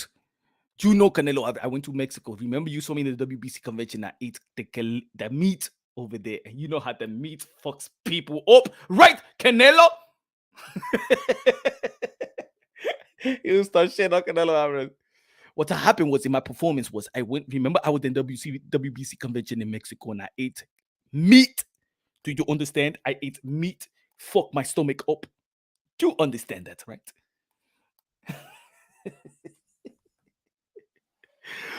Oh shit. Oh man. But again, what do you think? What do you think about what Terrence Bill Crawford said though? Just jumping on another subject. What do you think about what he said about that the fight wasn't made because African and Mexican punch is the best. Thank you, Danny Medina. Thank you, Danny. Rider of the Storm in the building. What's good, Rider of the Storm? Rider of the Storm. Yo, Rider of the Storm, let me ask you a question. Is that because that shit sound like a I'm saying like you could use that like a porno name, like if you in the bar and stuff like that. What's your name? Rider of the Storm. Oh my god! Oh my god! Is that what you tell the ladies and shit like that? What's up? Rider of the Storm.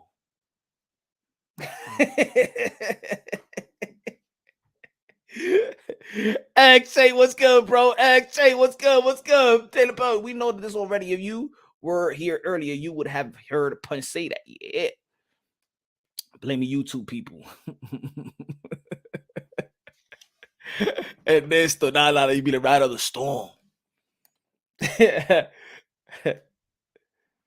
Oh man. Yo. So yeah. What do you have? Hey, yo, Pancho, sing a tune. You already know, man. Sing a tune. Anyway. Then it's stormy. Then it's not a slow. Setting it needs me. Hand him at the bone. Wait a minute. What do you mean? Screaming right out low. Then it started showing. When I don't give a damn. Canelo Alvarez can do whatever the fuck he want to do. It is what it is, man. I mean, you can't get mad at anything that Canelo Alvarez does. Everything, Canelo Alvarez right now, damn, he's in a position where, even in life, man, even if you don't got the type of money on the table like Canelo Alvarez, man, it's good to have options. It's good to have opportunities. But you know what? You know when you have options and opportunities? You know it's when you worked hard enough to get these opportunities. You know, let's say like you know why I'll be like when I talk about self-victimhood shit, you know what I'm saying? And there's some people be like, "Oh, Punch, what you trying to say? That you ain't that it's not oppressed, it's not racism around here in this country and all like that." I'm not saying that. All I need is motherfuckers opportunity. You give me opportunity, I hit a fucking home run. I don't give a fuck. I don't give a fuck about nothing. If I got that opportunity, I'm gonna hit a home run. I don't give a fuck if I have to work 3 jobs. I don't care. If I want something, I'm going to get it. That's why you want your kids to stay in school, because staying in school and then or working on a trade or studying a trade or whatever, you know what I'm saying? And you get your degree, you're just in position for opportunity. You're in position to get paid more. So you go into a job, that doesn't mean the other person that didn't go to school can't do the job. But now when you're negotiating money, they know that you paid all that money in college. You did your college, you got your degree, your master's, your bachelor's, whatever. And then you having educations open more opportunities.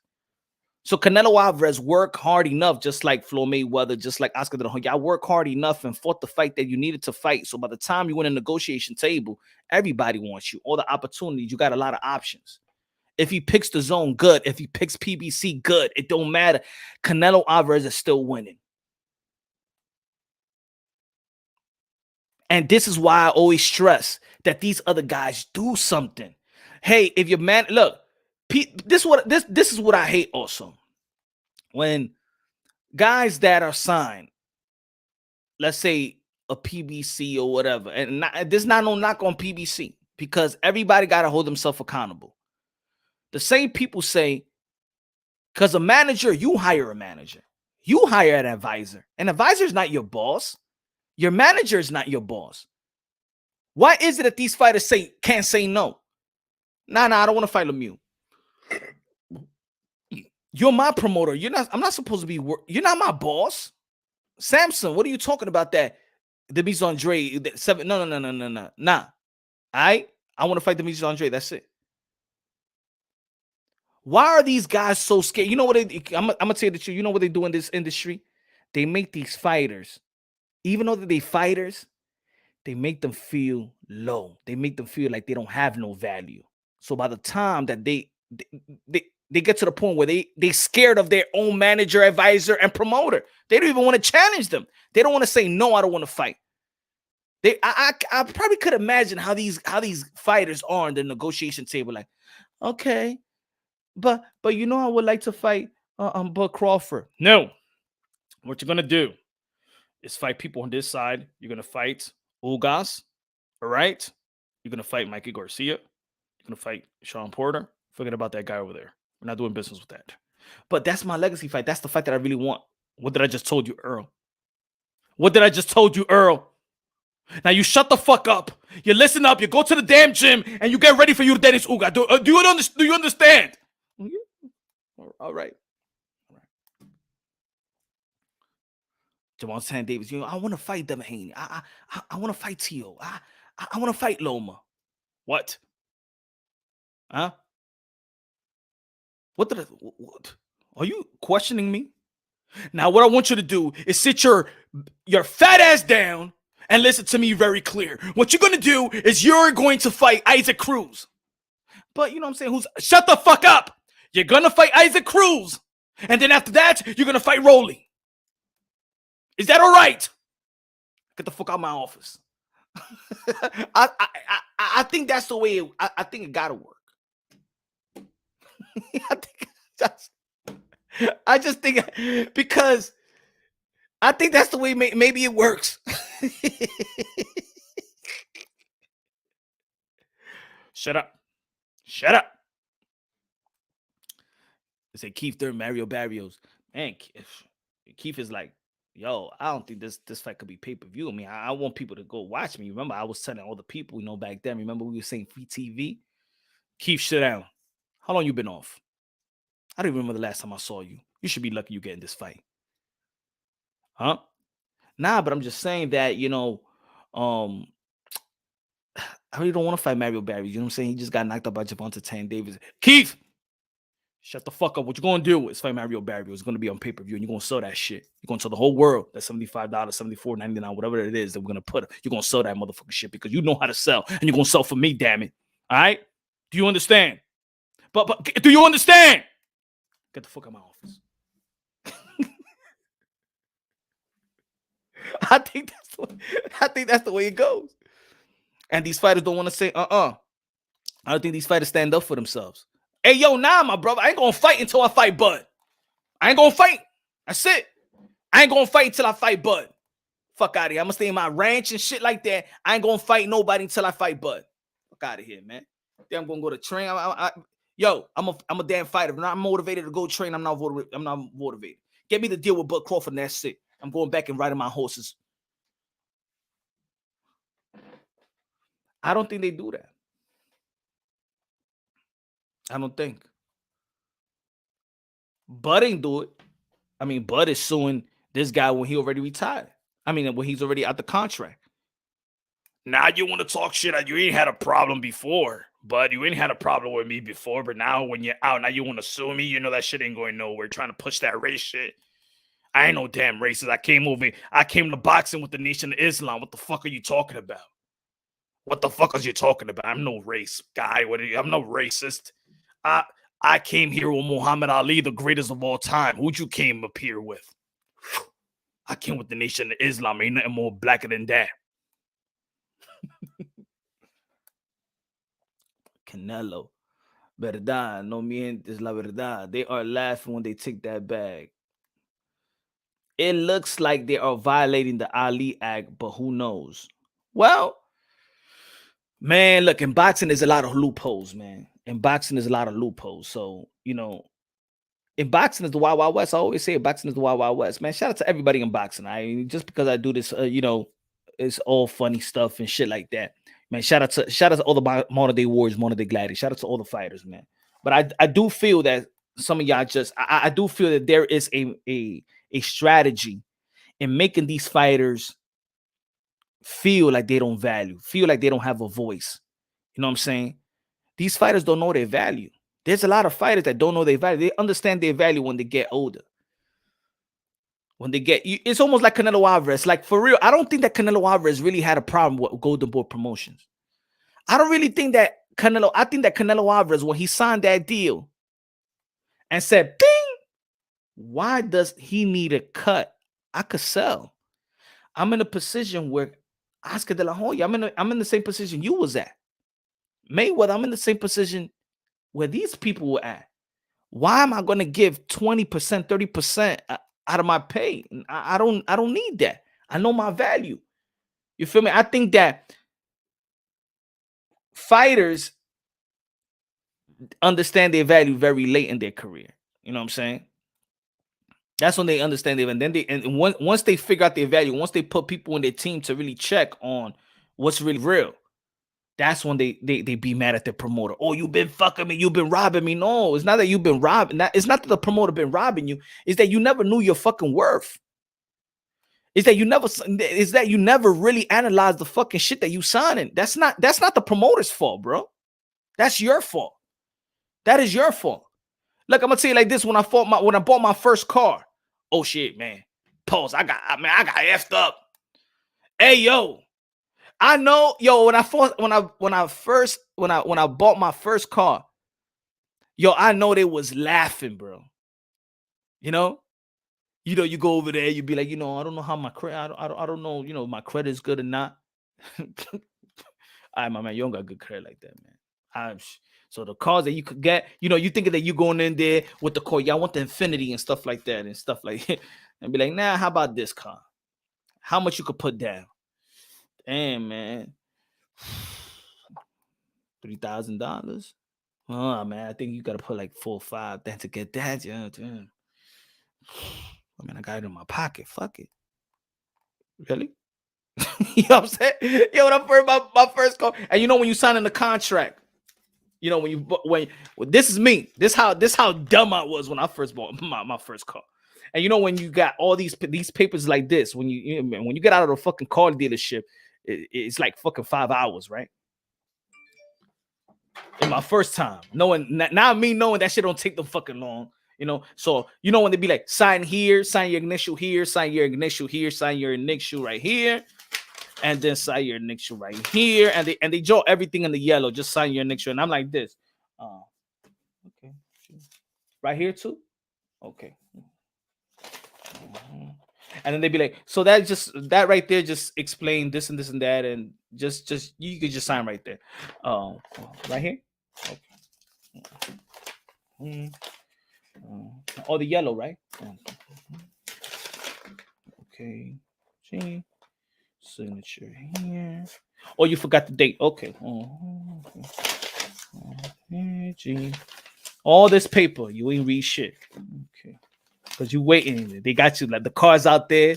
They detailed it. You like you just sounded like a dumbass. I was just sounding like a fucking dumbass. So signing like 50 initials, and I barely read. I just read. And then when you start reading, they be like, when you start reading, they be like, oh well, that right there just means this and then means that. Just that's what it really means. You know what I'm saying? So just they'll stop you from reading. You know what I'm saying? Because that's some in the beginning I was like this. Hold on.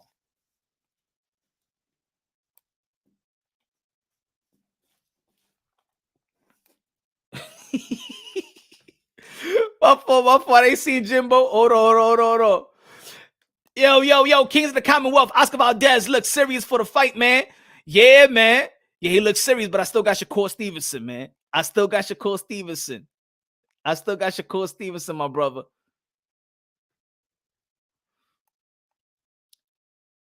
Good looking now, Kings of the Commonwealth. I appreciate that.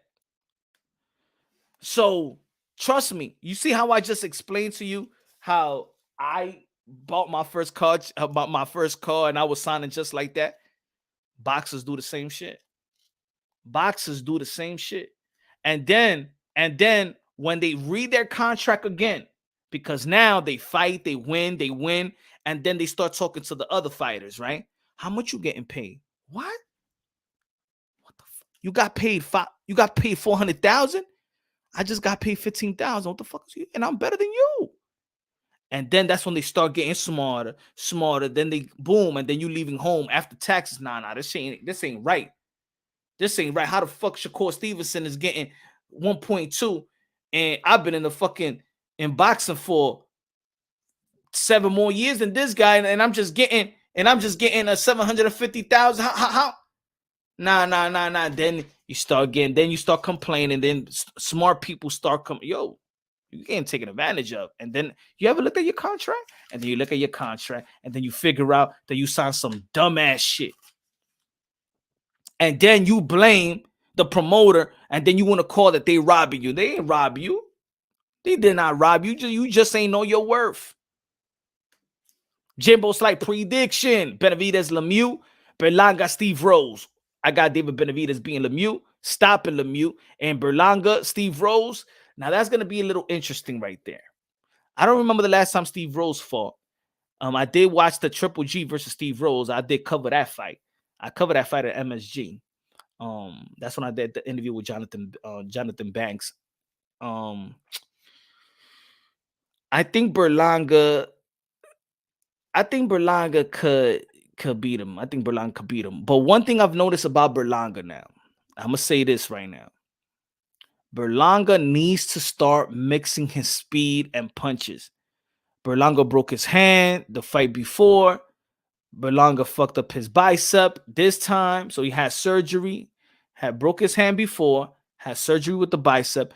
I think he's throwing everything so hard, everything that is gonna damage his hands, and it's gonna So I think that he needs to set up. He needs to learn how to set up his opponent better. And maybe I think who's training him now, right? Mickey Bate. I think it's better for him to set up his punches, shorten up his punches a little bit. Instead of going for the knockout, set up the knockout. I think so. But he already having injuries, problems early in his career. So, but I got Berlanga stopping Steve Rose. Good looking out, Jimbo. Take the car home and bring the paperwork back tomorrow. They got your info. If you don't, bring it back or the car. Yeah, on my first car, man, I was a dummy, bro. I know they was fucking laughing like crazy. They was happy. Like, yo, I got fucking down payment off this motherfucker like this. Shit. Punch drug, I made Blue Bloods and everything boxing cry when I told them your boxing channel a lot better than theirs. They blocked me. Damn, son. Nah, shout out to Blue Bloods, man. Shout out to Blue. I know maybe a lot of people in the chat don't like me, but you know what I'm saying? Blue Bloods, we cool, right? Freddie Montana, damn, man. They don't like Pun. What I do? What did I do? What I do to be hated like that? I ain't doing nothing. Huh? We're all brothers and sisters, sons and daughters of the Most High. Why they hate me? Why they hate? Real talk, Manny Guzman. Yeah, I don't know. I don't know why the subscribers may not like it. I don't know why. I mean, I'm saying the same shit. I'm saying the same shit a lot of people saying. I said the same shit that people are saying now. Dímelo, mi hermano, Villanueva. Hey, Villanueva, what's good? I'm saying the same. Remember, because I know a lot of people didn't. This what I know in certain channels and a lot of certain channel hosts did not like the way that me and Bill Haney's interaction, right? You know what I'm saying? Because they're going for Devin Haney, so they're not going to like, and they beg Bill and stuff like that not to come to my channel and things of that nature. Yeah, he already told me so. Yeah, he told me about your chitty chat behind the scenes, folks. But God blocking and all that bullshit. But anyway, they get mad, but now they saying the same shit. Now they saying, yo, you should drop the belt. They taking advantage of you. The WBC don't give a damn about you. I said that shit. The first day they got the first time he got elevated, I said that shit. And people was mad. People was mad. You know? And now they're saying the same shit. So I think a lot of that since when I was talking about the Latino struggle, you know, the Latinos and the blacks and boxing, right? They don't want to come to my channel with saying that, oh shit, it is a problem. It is a problem. But then when I started saying the problem, then I'm this and I'm that. Then I'm this and I'm that. You know what I'm saying? You kept it real with Bill Haney, though. I know. I did. That's why they're saying the same thing. Now you see people even when he was in the boxing voice. When was it? Yesterday, the day before yesterday. What's good? ACP was good. When they was in the boxing voice yesterday. Was it yesterday or the day before yesterday? And people was asking, people was calling in, why you don't drop the belt? You know, he didn't want to say nothing. You saw Bill Haney, he stood shut. He didn't want to touch on the WBC shit. Because at the end of the day, man, they're getting money with the WBC. At the end of the day, it don't matter who they fight, they're getting money with the WBC. So money-wise, they winning. They can't get the fight that the fans want to see. They still going winning money. Punch, what's your prediction for this Saturday?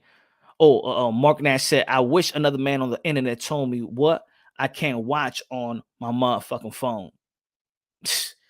It's crazy, Mark Nash. It's crazy. It's crazy. You know what it is, man? That a lot of these people just tell on each other anyway. People will call me, yo, Punch, yo, this person is talking shit about you. They hit me up in the email, yo, this person's talking shit about you. The other dude is, yo, this guy's talking shit about you. And I'm like, it's funny, bro. This community is funny. I'm gonna tell you like this, though. I gotta be real. This community, I'm not talking about y'all, but this community is a lot of people got issues, man, mental issues. But you know, I hope they work around it and get, maybe they live vicarious. I think they, in YouTube, they could be somebody they're not at home. You know what I'm saying? They could be somebody, They could be somebody. They could be the tough guy. They could be the thug guy. They could be the gangster. They could be who they could portray. They could be an actor. Yes, they could be somebody they're not, Emotional issues. Yeah, they got, a lot of emotional issues, man. A lot of emotional issues, man. You know? It's sad. Sad. Yeah, man. Don't talk about me, Punch. Nah, but it's crazy though. Other people hitting up other people, yo, don't watch his channel. People saying, I'm gonna put it like this. I got an email from a dude. I got an email from a dude that said that this dude told him not to support my channel. Don't send him super chats. Don't send him Cash App and super chats. Who does that shit? And you know what? I'm just like, crazy. At least and think about it. If one guy told me that shit, if somebody sent me an email and told me that shit, that one guy told me, imagine what these other people told other people. Yo, don't support him. Yo, don't send him no damn super chat. Don't send him nothing. Don't support him. Fucking punches this and punches that. That's sad right there. But it is what it is, man. This is the YTBC, man. This is the hood. This is the hood. Hold on. I'll put it right here. Punch, can you imagine if Teofimo Lopez Sr. was always interviewing, talking without Tio? Oh, let me see. On his side, he will be criticized, and rightfully so, but this what B. Haney does. Yeah, at some point, you know what I'm saying? Ride the other storm. I'm going to sleep. Peace, bro. Ride of the storm. My brother. Have a great night. You already know, before you go to sleep, man, you pray to God, man. You pray to God. Thank him. Thank him for everything, my brother. Don't leave God out, man. Don't leave God out. Then you wake up and you pray to God and you woke up. Yes, sir. God is everything. It's sad because they once, it's sad because they was once rocking with you too. Man, you've been in the chat long enough to you know who, right? It is what it is, man. It is what it is. But you know what? It's a blessing. It's a blessing. It's a blessing. Real motherfuckers know real motherfuckers. And I'm talking about real motherfuckers in the chat that saw me build and saw the people that came through and all that shit. Everybody know that.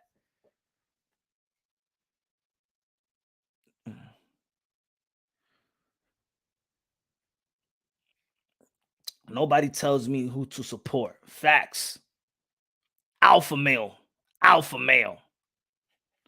Alpha male. I rock with the ones that try to get the meat potatoes out to us. I don't pick sides. Facts, Joshua. Facts. Garcia's mandatory. That's why Showbiz just do his own thing. Yep. That's why I read that. That's and I'm gonna tell. I said the story a lot of times. Raphael. I wanted to do a collab with Showbiz when I first started, right? Because people used to leave comments and be like, hey, yo, you and Showbiz should do a collab, yo. You and Showbiz, my favorite channels and stuff like that. Y'all energy is wicked, yo. Boom. I used to get a lot of DMs, I got emails, and people used to always hit me up and be like, at the time, I didn't know Showbiz that much. So I heard him up early. Then I started checking him out, and then I'm like, okay, now I understand why people want to see us collab. So I hit him up. I say, yo, would you like to collab? It would be cool. I get these messages and blah, blah. I send him a message, right? And he's like, yo, I see, like I like your energy as well and things of that nature, but I do my own thing. I don't want people to have me in group or anything like that. And I said, oh, cool, I understand. But I really didn't understand because I wasn't too much familiar with the YTBC like that. You know what I'm saying? I'm still getting my feet wet in the YTBC. So I'm like, I'm all right. I'm cool. You know what I'm saying? Dude want to do his thing. You know what I'm saying? They want to collab, But I'm like, but I really fully 100% didn't understand. Now I understood. See, Showbiz understood this shit straight from jump. He understood this YTBC. You know what I'm saying? And I'm saying him on my shit. I should have just did that from straight from Jump Street. Should have been just like that. Because you don't know. You don't know if people just trying to capitalize off you. People just want to be on the panel. People want to solicit it. They want to be just on the panel and say, yo, I got this channel. They don't even wait for me to say it. Some people don't even wait for me to, hey, yo, subscribe to this channel. Yo, bye. No, they want to come to the channel. Hey, but on my channel, when I go to live at tomorrow 2 p.m., they promoting this shit, I appreciate the channel like yours, Punch. You unbiased, present with facts, and you are fair to both the fans and fighters. Man, respect, bro. Good looking now, Edward Cruz. Appreciate that, my brother. I appreciate that. I think Punch and Kurt Counterpunch. Yeah, shout out to Counterpunch too, man. Shout out to my boy Counterpunch, man. Doing his thing, man. Doing his thing. Shout out to Counterpunch, Showbiz, IBFP, Rapstar, Mighty Max, G Funky, Raw Boxing. No, Raw Boxing, I haven't been in doing videos in a while. Shout out to a lot of people, man. Shout out to a lot of people. Mark Nash. Shout out to a lot of people, yo. Kylo, the new member. Welcome to the familia. Welcome to the La Familia. We got good brothers and sisters and stuff like that. Is a member as well. Good looking now. But if you got the Drunk Boxing, the Drunk Nation exclusive, I did put an exclusive information out there. There's a fight that's still not announced, and You know, Ring IQ does his work, man. Ring IQ dope, man. Ring IQ does his job. The boxing voice does his thing. Whether people like whether people agree or disagree with the content, right? There's just certain people I respect if you spit your truth. You know what I'm saying? Transcend the sports. Yo, Carlo, what's good, my brother? Damn, where you been, bro? Where you been? Transcended sports. Where have you been, Carlo? He said, Transcended. Carlo said, man, I'm going back to Carlo, man. Fuck that shit. I don't got no time. Thank you, man. Right, Nash? Like, yeah, like some motherfuckers just be like, hey, yo, cause my channel, and I say this and I say that, and my channel, and yeah, and I did in my channel, and I did you know what I'm saying? I go at 5 p.m. You know what I'm saying, on my channel tomorrow. They start promoting this. They start promoting this shit. I'm like, yo, let me plug you, man. Let me tell the whole world. Matter of fact, I probably could do it better than you. You know what I'm saying? Let me tell you, hey, yo, my man, this and that. Subscribe to this person, subscribe to this person, man. It's a hell of a channel. Let me, I think I can promote it better than your ass. Let me do it. Oh, man. And then you notice the people that died on the panel no more, they don't come to your channel no more. Or they just wanted to be the show. They wanted to be the show. Like, man, nah, man, you a guest, man. You a guest, man. This ain't the living room, man. This is a show, man. We run a show. We run a show. Some people, yo, like, there was times in the panel when be like, oh, I'm doing something right now. Like, yo, it's a show. How about if I was doing a podcast? How about if I wanted to turn this shit into a podcast, right? And I open up the damn the panel, and dudes is like cooking at the same time they're on the panel. Like, damn. Right? Yo, you do it. You open up the panel to talk about boxing. These dudes are screaming at their kids. Hey, oh, they cooking or something like that. There's some noise going on. Like, yo, but man, I'm maybe trying to put that as the podcast. But some people, they think this is the living room. Not every channel is like all out smoke shit. You know what I'm saying? Like, hey, yo, just be on the panel and everybody go at each other. Like, trying to run a show too. And also I got to and then people will write, people will type and be like, hey, yo, Punch, but I just want to listen to you. Like, man, you be having too many people, man. Sometimes I'd be tuning off. And then when you have people on the panel, your energy comes low. And I noticed that when I had a bunch of people on the panel, my energy comes low. Like, you're supposed to keep my energy up, you know? Now, thank you, my brother. Bluebird be crying like crazy, be laughing at him. Nah, I respect Blue, man. I respect Blue because, you know, when I think that there was content I was spitting and it was probably different from what he was saying, but at least he showed up, bro. And we spoke and we chopped it up like boxing dudes, you know what I'm saying? Like, it wasn't all this, like these other channels will be like, oh, this guy ain't shit. He this, punches that. Nah, he pulled up. We on the panel and we talking boxing, talking if it was different about race and all that stuff. That's what it is, man. That's how I respect Blue Bloods. Bro, the podcast, that would be lit. I got a podcast, the Smelly Saw podcast, man. Go check it out, man. When you're going to work, when you exercising and things of that nature. Again, shout out. Chick in the building, what's good? But yeah, man. So you don't know. This is a crazy community, yo. Some people they do your account, they go to somebody else's account, they create a beef, and then you hear they say something about you, but you know that account that was in the chat wasn't you, but then they talking wild shit about you, and they done that shit to me too. They done that shit to me. There are other people out there, the trolls, they create an account, they be in the chat, they talk man shit like if they was them. And then I'm like, oh, this guy's coming over here, man, talking ish about me. And then you go to their channel, you check them out. And then they did that to him. So then we in the beef that we ain't even know. But then we ain't even trying to talk. We ain't even trying to talk because that shit is like went too far. And then you got other people, you know what I'm saying, trying to amp stuff up. Like, I don't got really no problems with nobody. People got a problem with me. Y'all can see it yourself. People in this community, y'all know people got a problem with me. I got no problem with nobody. I got no problem with nobody, but people got a problem with me. Okay. You know what I'm saying? Congrats on growing the channel, man. I've been here since 100 subscribers. Facts, bro. Facts. Transcendent Sports. My brother, my Filipino brother. Shout out to Canada, man. Where you at, yo? Everybody, man. State your city, state your county, state your state, state your country. You already know New York, baby. New York City. Wash Heights, Harlem, in the building. What's good, man? Brooklyn, Queens, Staten Island, Long Island, Bronx, New York. Shout out to my people in Walton. Shout out my people in Walton. Shout out my people in Wash Heights. Shout out my people in Harlem. What's good? You talking about? Nah, man. Blue is my guy, man. Blue is cool. Because see what Blue is separating. People just see a channel and people just want to stay stuck on whatever. Nah, man. People come into my chat all the time and they like to talk about other channels. Nah, Blue. I respect Blue.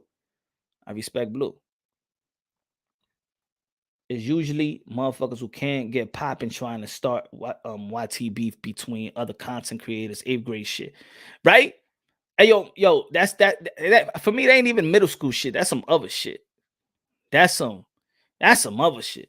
I don't even see that shit in middle school. You know, I want to see you in a Kaka and Key TV with IBFP. Did you Southpaw? Yeah, man. Soon, man. If they want to come through, man, it's open, man. Been here since 2K, easy dimes. Good looking now, yeah. Shit, I remember when I was doing it live and I was talking shit. I was talking to myself. It was like 1, 2 people, like 5 people for like an hour, 2 hours. But I kept the same energy. Just gotta keep it consistent. You know, whoever like the content, like it, whoever don't.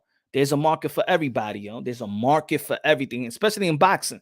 That's why you see other people that look. There's some other channels that people be like, yo, how the hell is he growing? Because there's a market for everything. Consistency. Mark Nash, look at Mark Nash. Man, when Mark Nash really started, Mark Nash is growing.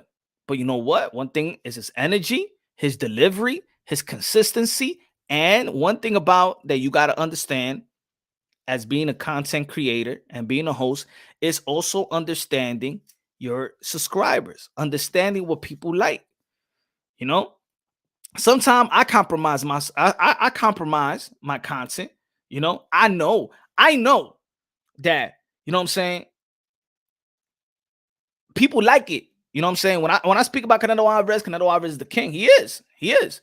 But I understand when if you give props to, let's say, Demetrius Andre, then the Canelo Alvarez supporters and the people that like the content of Canelo Alvarez, they hate the content of Demetrius Andre when I speak highly of Demetrius Andre.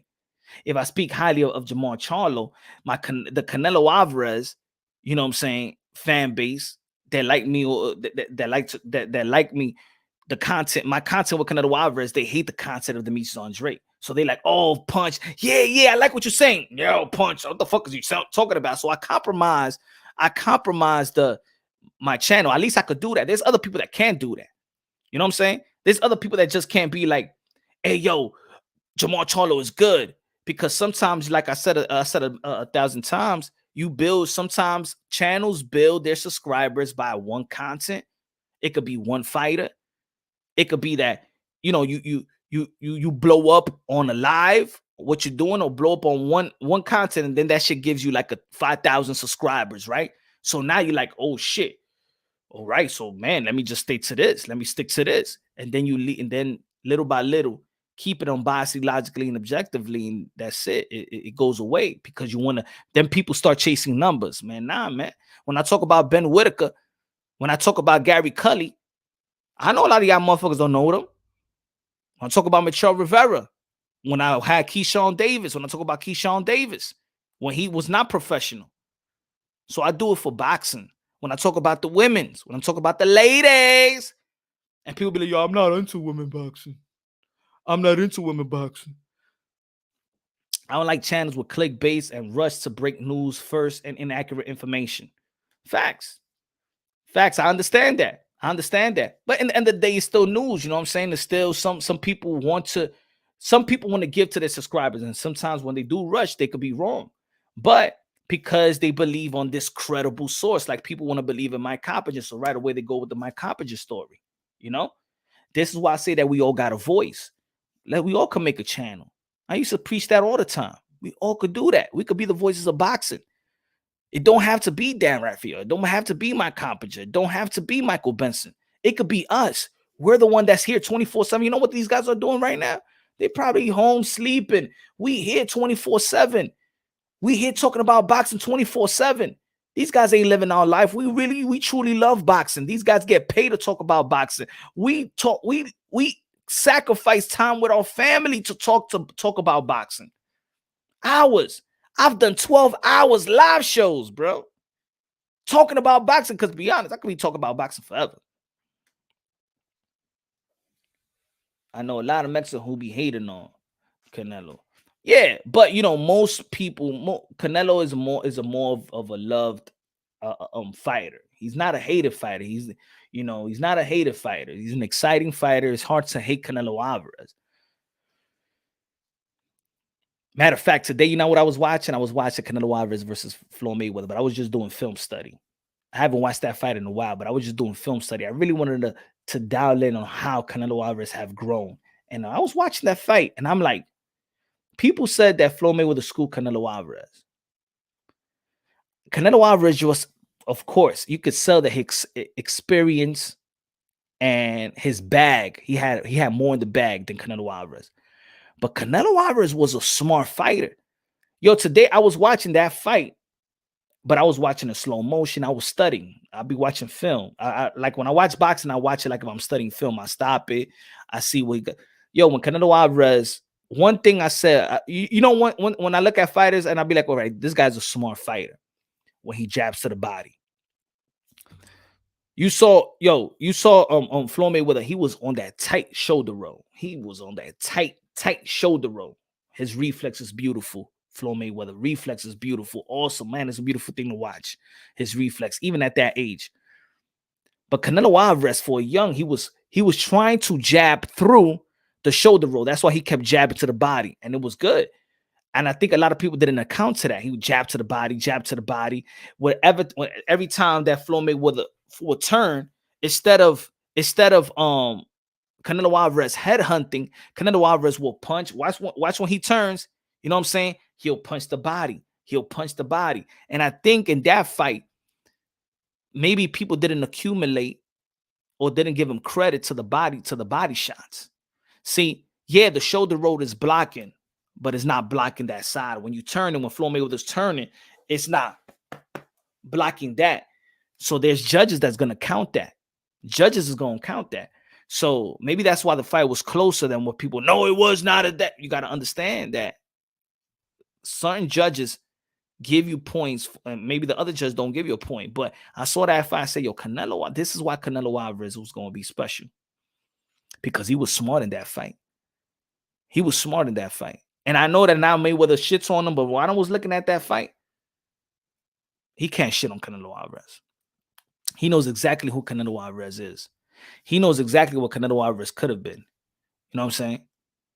Floyd Mayweather he's one of the greats, man. So, and Floyd Mayweather is also a gym rat. Floyd Mayweather is not a guy that smoke and drink and all that stuff and then prepare and only prepares himself when he's contracted with a fight. So, man, that fight, I saw that fight today again, but still, man, well, you was watching as two special people right there. Canelo posted nothing is concrete on any of the deals. Yeah, I talked about that earlier. He tweeted that. Stop it. Canelo boy barely won 3 rounds. Nah, man, I didn't care about the rounds. I cared about studying the technique. You cared about Keem. You cared about seeing what Mayweather does. So then you probably go online and then talk your shit. You feel me? Talk your shit saying, oh, he outschooled them. Nah, man. Nah. It was a good fight. It was a good boxing. It was a good technical fight. And what you saw Canelo Alvarez do, you could say this guy is going to learn from this and it's going to be a great fighter. See, the difference is other fighters didn't learn after fighting Floyd Mayweather. Canelo Alvarez actually learned, took that back to the drawing board and learned from that. Now, y'all feel like he didn't win 3 rounds. For me, it looked like he won more than 3 rounds, in my opinion. But of course, Floyd Mayweather won that. Floyd Mayweather looked more superior. Floyd Mayweather really dictated the pace. You know, Canelo Alvarez landed a couple of left hooks there. You know what I'm saying? A couple of slaps here and there. Floyd never went undisputed. Mayweather was not able to knock out Canelo. Yeah, and I was looking for the knockout. It was just the technique. I was just doing the film study on technique wise. Now, I didn't look at I didn't look at the fight to say she Canelo couldn't do anything. Like, I ain't watched the video. Like, that's for man, it's an old fight, and Canelo have grown so much about it. I mean, real is real. Canelo a beast now, but that was schooling, bro. I mean, hey, I think every experience is some type of education, some type of schooling, right? If you're a humble fighter and you take every experience and you know you go back to the drawing board. Look, put it this way: was it schooling for Mayweather when he fought Miguel Cotto, and then Floyd Mayweather said, "Excuse me, I need to bring my father back to tighten up my defense." That's schooling in itself. His experience schooled him, like, you know what? My defense is slipping. I need to bring my dad back. I need to bring my dad back, and I need to implement the jab like I used to when how he taught me. Because if you look at Floyd Mayweather's career, Floyd, he started throwing jabs less. But when he fought Canelo Alvarez, beautiful jab, pointing the jab, showing the jab on this side, then jabbing, then hitting him with the right hand, the 1-2, pointing the jab, making Canelo Alvarez think so much, like he can't. The speed and the IQ. See, the IQ wasn't there. See, that's how he could possibly. He schooled him with IQ, but it's not almost like he physically schooled them. He schooled them with IQ. You know what I'm saying? It's certain things that Floyd Mayweather is so it's like Floyd Mayweather's too comfortable in that ring. It's just too comfortable. It's like you could just see it. It's just, he knows everything. He knows he's looking at this. He's looking at this part. He's looking here. He's punching there. He knows what you're about to do next. If a combination, you do a 2-punch combination, he know where he's going to do. He know how he's going to dip. He knows how he's going to lean. He know how to counter. Before any move, he's like a step. He's a step ahead from you. You know what I'm saying? He's watching the shoulder, your shoulder. You know what punch, how you going to throw that punch, how you going to jab, the speed of your punches. But I was saying, but then also, I saw Canelo Alvarez was smarter than even I thought when I first watched the fight years ago. Because I watched it again. And before, when I first watched, I'm like, shit, Floyd Mayweather schooled Canelo. But as I grow also, and my knowledge of boxing also grow, you know what I'm saying? I'm looking at it and I'm like, yo, Canelo did pretty well compared to what a lot of people are saying about schooling, about he couldn't do this, he couldn't do that. He did. That's why I said, and I tweeted that. I tweeted. I'm just watching the fight and I'm doing, yo, he did pretty good. Off topic, Weird TV in the building. What's good, man? Off topic. When we going to get some official news and Teofimo Lopez fight or training info? Teofimo Lopez is waiting to get elbow surgery. He's waiting to get elbow surgery. I think he waited to see what the doctors would tell him. He said, give us some rest and see. Probably you don't need surgery, but I think he's going to do the surgery now. He's going to do the surgery, I believe, in LA. And this is going to be a small surgery. I don't think it's going to take that long for the rehab of it. I think probably going to take like a month or so. And he's trying to get back in the ring in May. Well, if he does the surgery now, probably I say June maybe, but he's trying to get in the ring in late May and fight on Arnold Barbosa. And once he gets back, once he's trying to rehab his elbow, then he'll probably will go see Eddie Reynoso, as Eddie Reynoso invited him. But around that time, to be honest, maybe I'm thinking like, yo, Eddie Reynoso is going to be too busy just to bring in T.O. He's going to be busy with Oscar Valdez, right? He's going to be busy. He's going to be busy with Oscar Valdez, training, just finishing Oscar Valdez, and then he's getting Canelo Alvarez prepared. So I think he's gonna have things in his he probably gonna go to the gym, but I don't think that Eddie Reynoso, he will work with Tio, but being the head trainer, I think it's still gonna be his dad. But I think that Eddie Reynoso, he's gonna have the opportunity to go to the gym and work out with Eddie Reynoso, in my opinion. But the head coach, where everything is going right now, if his fight was, like, let's say, like in August or maybe July, maybe you see them having this maybe you see a chance, but his dad is still going to be there. Remember, Eddie Reynoso invited his dad and Tio. It's not only just Tio, but, so we'll see, man. We'll see. We'll see. A lot of things could change, man. A lot of things could change. People are humans. They could change their mind. Maybe was smart on who he fought at the Castillo fight. I mean, but that's on everybody. I hear that a lot. Like, I hear that a lot, Freddie Montana. I hear that Floyd Mayweather pick his opponents and things of that nature. But I think that he picked the right opponent. He picked the right opponent, and there was a position to get these fights with Mayweather. He picked he picked Cotto. He picked Canelo. He picked Manny Pacquiao. He picked Shane Mosley. He picked Marcos Maidana. He picked Guerrero. He picked these guys, and this is why he's fought champions and former champions. It's almost like Canelo Alvarez. He's fighting champions. He's gonna fight Bivol.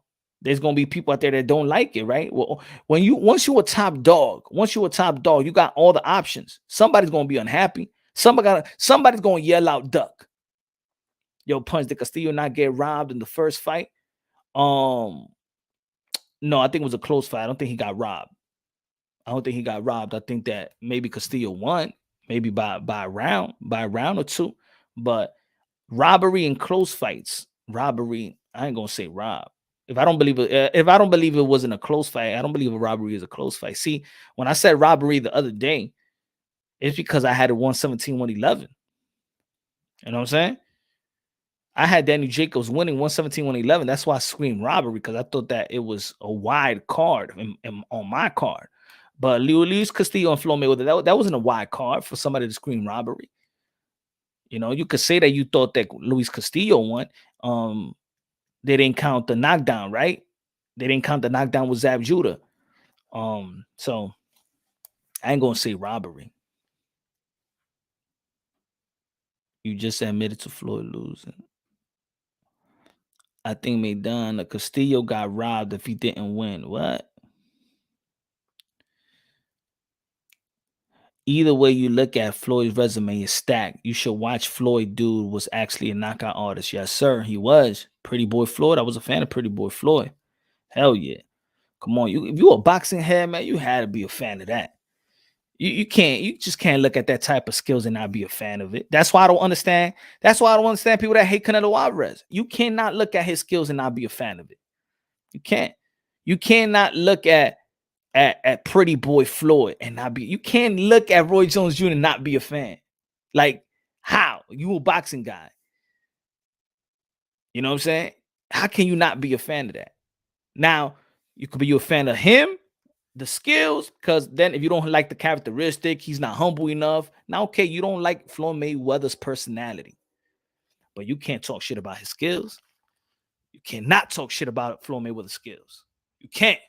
You can't be a boxing guy and talk shit about Canelo Alvarez's skills. You can't be a boxing fan and talk about Floyd Mayweather's skills. You can't. Or career. You can't. You can't.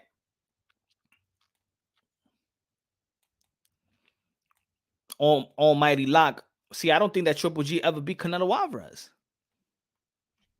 I had him winning close the first fight. I had him winning close the second fight. I never saw Triple G beat Canelo Alvarez. I never gave Triple G more than 5 rounds in any other fight. But that's just me. That's just me and the way I score bouts. Now, if there's some swing rounds here and there, and you could give it to Triple G because those are swing rounds, I never think that Triple G took any of the fight. I think that people really, the first fight of Triple G and Canelo Alvarez, people people didn't understand the growth of Canelo Alvarez, the first fight. That's my opinion. I think when you saw Canelo Alvarez move and be on his toes and work the outside, for me, when I saw that, I was like, yo, Canelo Alvarez can move. Canelo Alvarez got better. Yo, Canelo Alvarez learned from that fight. When I was watching it live, the first Triple G in Canelo Alvarez, I was like, yo, he has elevated his game, because it's very, very hard to see a fighter grow. A lot of fighters stay with their amateur skill set and they make it far, but they never stayed in the gym. They never increase or put more tools in the bag like Canelo Alvarez. So when I saw the first fight, there was people that was mad because you never saw really Canelo Alvarez show more wrinkle to his game. That's what Canelo Alvarez did. Canelo Alvarez worked the outside, the inside, pivot out. Triple G couldn't trap Canelo Alvarez in the corner. His footwork was, compared to what his footwork used to be prior to that fight, you was like, yo, Canelo Alvarez is now more of a dangerous fighter. And I sat there watching. I said, this guy is just not going to be on the inside phone booth fighting you. Now, this dude know how to slip. This dude know how to move. He know how to pivot. Canelo Alvarez now is becoming a complete package. A lot of people, they ain't like that Canelo Alvarez. It's not that they couldn't understand his growth. He couldn't understand his growth. I understood it and I appreciated it. And I think that Canelo Alvarez, won that fight. The second fight, Canelo Alvarez said, fuck it. Y'all want to stay still? Y'all want me to, because y'all couldn't fucking handle me. Y'all couldn't handle my growth. But I'm going to beat you up. I'm going to beat you with my old style. So Canelo Alvarez to me beat him in his new style and his old style. I never saw Triple G being Canelo Alvarez. Close. Both fights was close. But he ain't take, in my opinion, he didn't beat Canelo Alvarez. But that's just me. I won't argue close fights. I won't argue, but I saw Triple G winning 115, 113. That's still close. If you have some couple of swing rounds, it could go that way, but not in my scorecard. Triple G did not win the first 4 rounds in the first fight. Facts, man. Facts, y'all. I think that people just didn't like that Canelo Alvarez was moving. That's what it was. Facts. I wish he showed, but I don't think that nobody is making them goats. I don't think Canelo Alvarez, this is what it is. See, for Canelo Alvarez to move like that, he did respect Triple G in preparation. This is when you know Canelo Alvarez went into that camp and watch. Everybody think I'm going to fight the same. Nobody believed that I grew. And at the age that he fought, that you're entering your prime, I always said that 27, 28, 29, 30, 31, 32, those years right there, that's when your intellect and physical ability is coexisting at the highest level. When you're young, you're going for reflexes. You got your athleticism is up to par. You're in the top athletic wise. When you old, then you don't got the athleticism no more. So but your wisdom is real. You smart. You're smarter than when you was younger. But that age, that prime age, that 27, 28, 29, 30, that's when your physical ability and your intellect coexisting at the highest level. And right there, you saw the growth of Canelo Alvarez. You saw the growth. It's not a lot of fighters that you could say that. It's not a lot of fighters that you could say, yo, damn, they changed, they elevated more their game. You know what I'm saying? I only see it from a few people. I do think that a lot of people get by with their amateur skill set. Gervonta Tank Davis, special talent. But he's not putting no more tools in his toolbox. He's out there signing. When he signs the contract, that's when he enters the gym and start working out. But you don't see anything new. This is why you see little by little, people are catching up to his speed. Little by little, he's getting outboxed. Little by little, you seeing it. He's getting touched. His defense is not up to par. You know what I'm saying? Right now, Gervonta Tank Davis, he has skills, but now he's just passing with natural physical ability.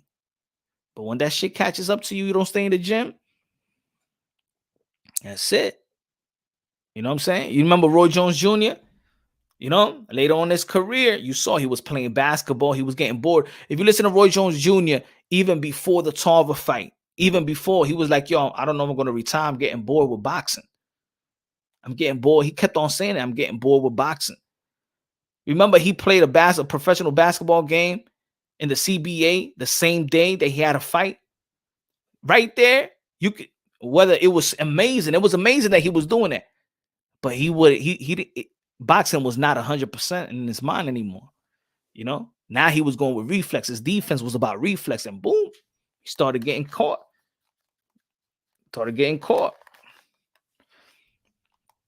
Benavidez, I like that Benavidez is active. Benavidez needs to fight Charlo on Dre. I agree, man. I agree.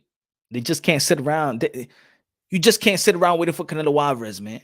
You just can't sit around waiting for Canelo Alvarez. Stop sitting around waiting for Canelo Alvarez, man. That's all. If Canelo Alvarez has a plan, you got to have your plan A, plan B too. And your plan B should not be anything less than a unification bout.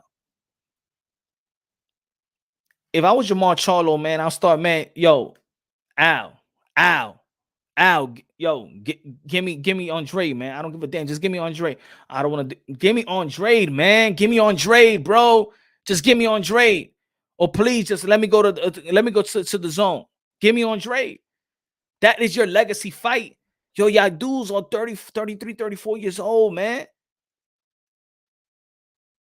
Legacy is going to go away, bro. You're going to be a forgotten boxer because y'all was waiting on Canelo. 6 more years to go, bro. Y'all going to be 40 years old. Fuck the Canelo fight if I was Charlo. Go after Demetrius Andrade. Do something for your legacy. The money will be there. If you're, I don't think that people are confident enough to get the bag. I think people are comfortable getting the little bag that they get and staying safe. Boo Boo and David Benavidez need to fight. Winner fights Canelo.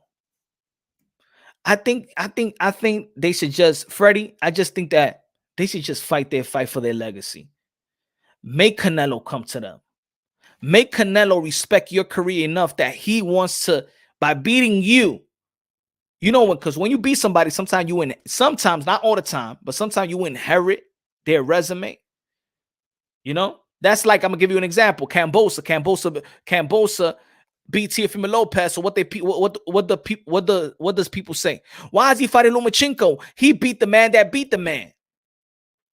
So by beating Teofimo Lopez, it's almost like you beat Lomachenko. So why you fighting Lomachenko? Fight Devin Haney, right? Sometimes you inherit the resume of other people when you beat them.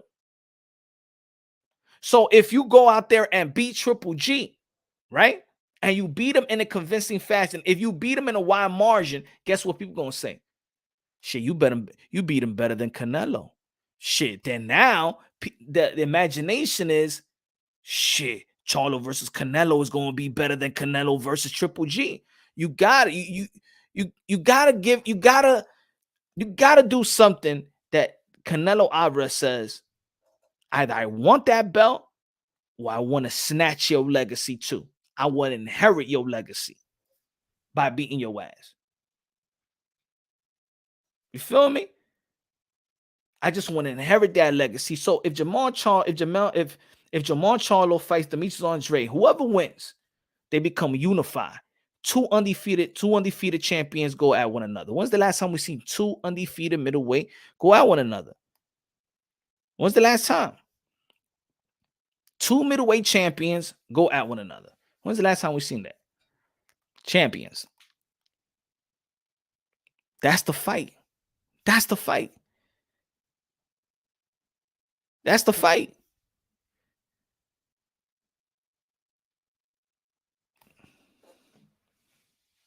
The more these fighters ask for Canelo and not doing anything significant for their legacy, the more Canelo Alvarez look at you like a penhandler. The more Canelo Alvarez look at you like that, like a dude with his hand down in the subway in the A line. Please, I want to can I get some money so I can buy a cup of coffee, my friend? Please, that's how Canelo Alvarez is looking at these motherfuckers.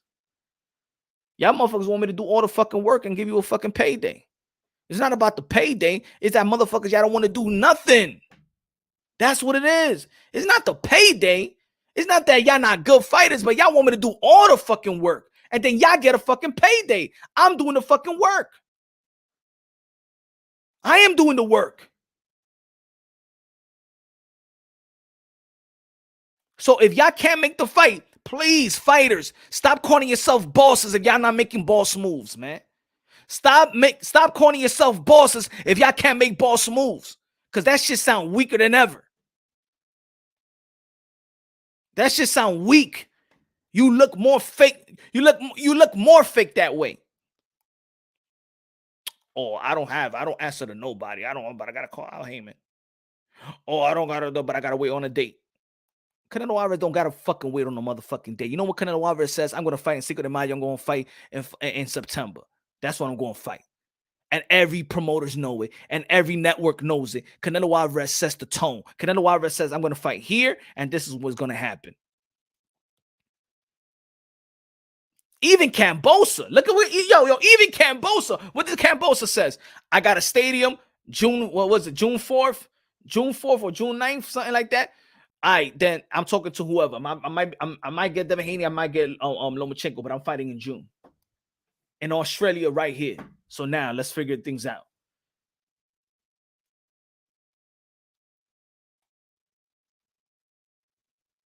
Like for real, man. And I'm liking these fighters. You know what I hate? I hate that when I'm talking about this subject, it seems like I may be talking shit. I may still be talking some shit. But come on, man. He said still hating on my black race, huh? I don't know what the fuck that shit is. Charlo more vicious. See, this is why. See, we don't even have to talk about race. But somebody here got to come with the victimhood. Am I talking about the race? That's what it is. What you want, a handout?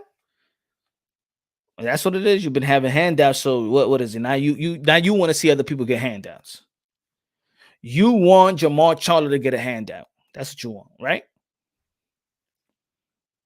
Hold on. I am right. Huh? Do you want Charlo to get a handout? That's what you want.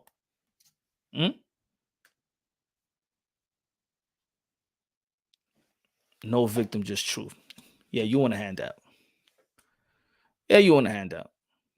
He'll punch Benavidez will get slept. We talking about why you don't say that when I'm talking about Benavidez?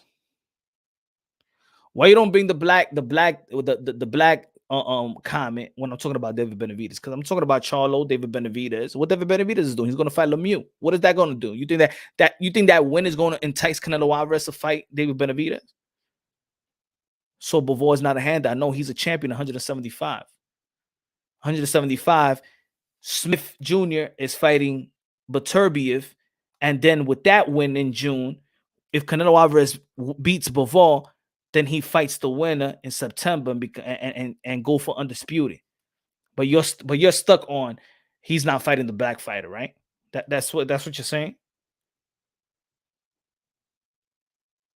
Is that what you're saying? You want Canelo Alvarez just to fight the black fighter for what? What's the purpose? What is he gonna win? Why don't you say Charlo should fight Demetrius Andrade? We the first race on the planet. We gave you the handout. Ooh, okay. Yeah, we're talking about Canelo Alvarez. What that has to do with Canelo Alvarez, though?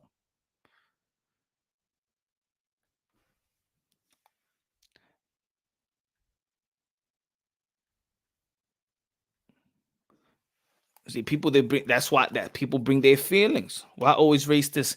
This is boxing. Boxing has no. You know why? Almighty Lock. You know why? Self-victimhood. You know what I'm saying? And people don't. This is what it is. Also, that people don't want to. They don't want to admit. They don't want to admit. And I do really think that is I do think is an issue. And people don't want to admit that. But there's racism trauma. People have adopted things from the past or feelings from the past. It's not their feelings today. It's about that the black fighter is not getting the chance and did it. Mm-hmm.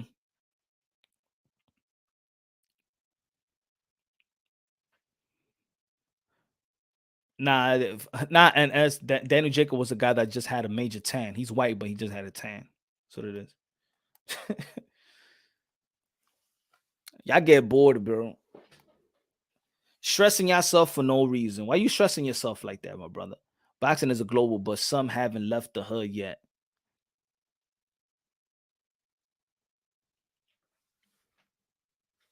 Wow, my question is just because that guy may not have paid attention to Bivol, that makes him an easy chew.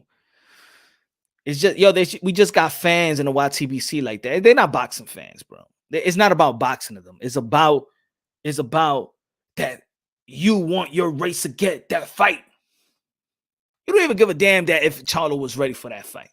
You haven't even questioned if he's ready. You haven't even done the skill set, compare the skill for skill, what he could do. When's the last time Jamal Charlo fought? Juan Montiel, he fought one time in a year. Now he's going to fight Cinco de Mayo. You think he's ready for Canelo Alvarez? Let's be ready. You think, at logical speaking, do you think he's ready for Canelo Alvarez? Not that he could be a challenge, not that he has the skill set. Do you think the momentum that he's coming in with for Canelo fight, you think he's ready? Yeah, I could say he's ready just because he's ready. Born ready. Yeah.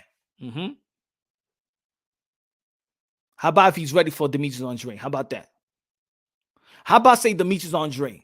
How about that? And get a unification bout in the middleweight division and stop chasing Canelo Alvarez. How about that?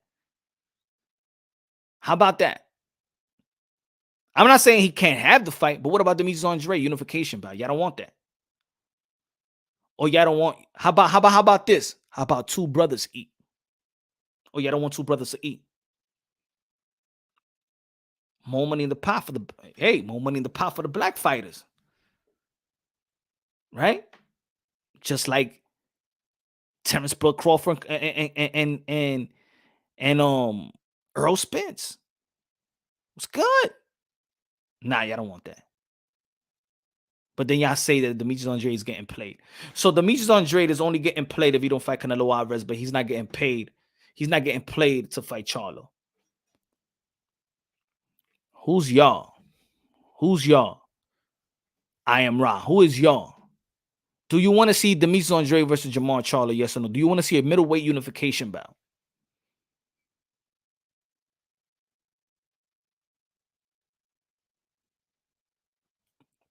That's what it is. And this is when I say, see, it's not about y'all. It's that you're fighting your inner racism. It's that probably you're racist towards Latinos. That's what it is.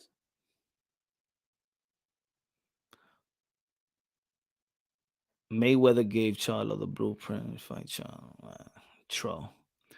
Remember, guys, sports is a distraction. The real power lies in the economic, social, and political. That should just escape. Political aspect in this country. You control those. You control the real power in the U.S. Is that simple. Anybody that look, there's nobody that will forfeit power. Nobody will forfeit power. If anybody would do, if it wasn't a Caucasian race, there would have been another race. It's the way the world is built. Ain't nobody gonna forfeit no damn power. Ain't nobody gonna forfeit no damn power. Don't the light Latinos hate dark Latinos? Your logic is dumb. No. Nope. I don't know where you came with that from. Where you get? Are you Latino? Like, no. Shit, my family come in different shades. We never really talk about that, so I don't know. And I'm Latino. Don't the light Latinos hate the dark Latinos? Nope. You can go everywhere.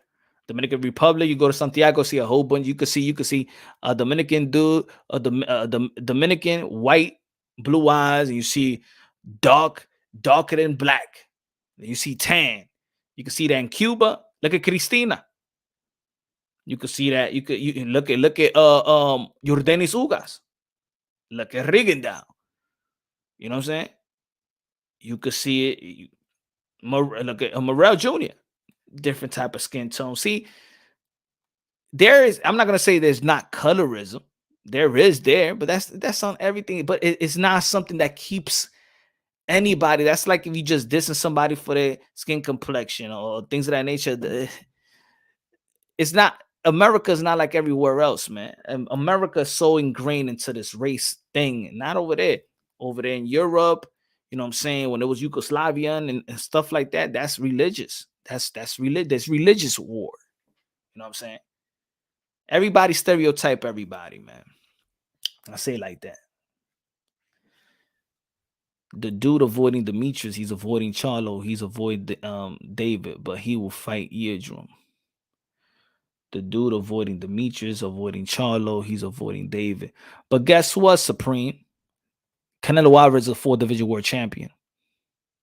Canelo Alvarez is a newly undisputed.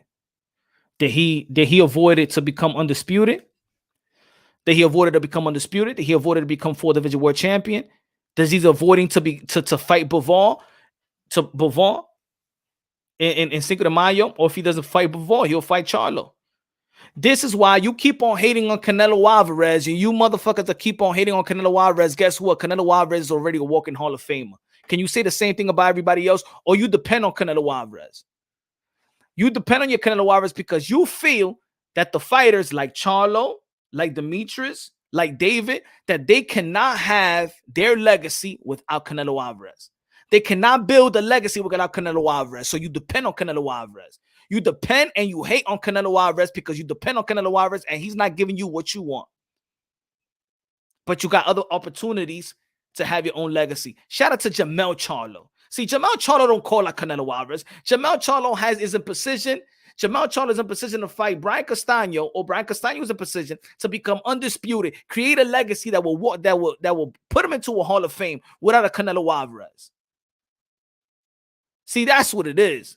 You want opportunity. You want handouts. You want handouts. You want Canelo Alvarez to be your welfare.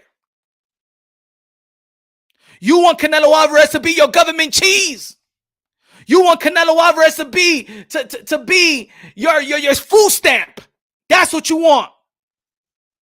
That's what they want. Now get the fuck out. Don't give me no damn food stamps. I'm out of this shit. Don't give me no government help. Just give me the opportunity. Boom. That's it. Create something for yourself. Y'all motherfuckers waiting. Y'all motherfuckers waiting on Canelo Alvarez. Mad racist. Man, dumb. You dumb. You dumb, Supreme. That's what it is. You weak. You a beta male. Oh, Canelo Alvarez. Canelo. Shut the fuck up. Get something. Wake up, you weak link. You not on my circle. Beta males is not around my circle, bro. You weak, waiting on another motherfucking man. Fuck out of here. Fuck out of here, weak. Still waiting on Canelo. But he fought Eardrum. But why he doesn't fight him? Why he doesn't shut up? You weak. Fuck out of here.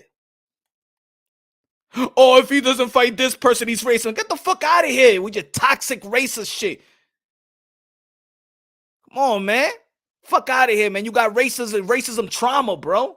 You got problems, bro. People got problems. That's what it is. And you don't want to face it. I don't want to face it, bro. That's what it is.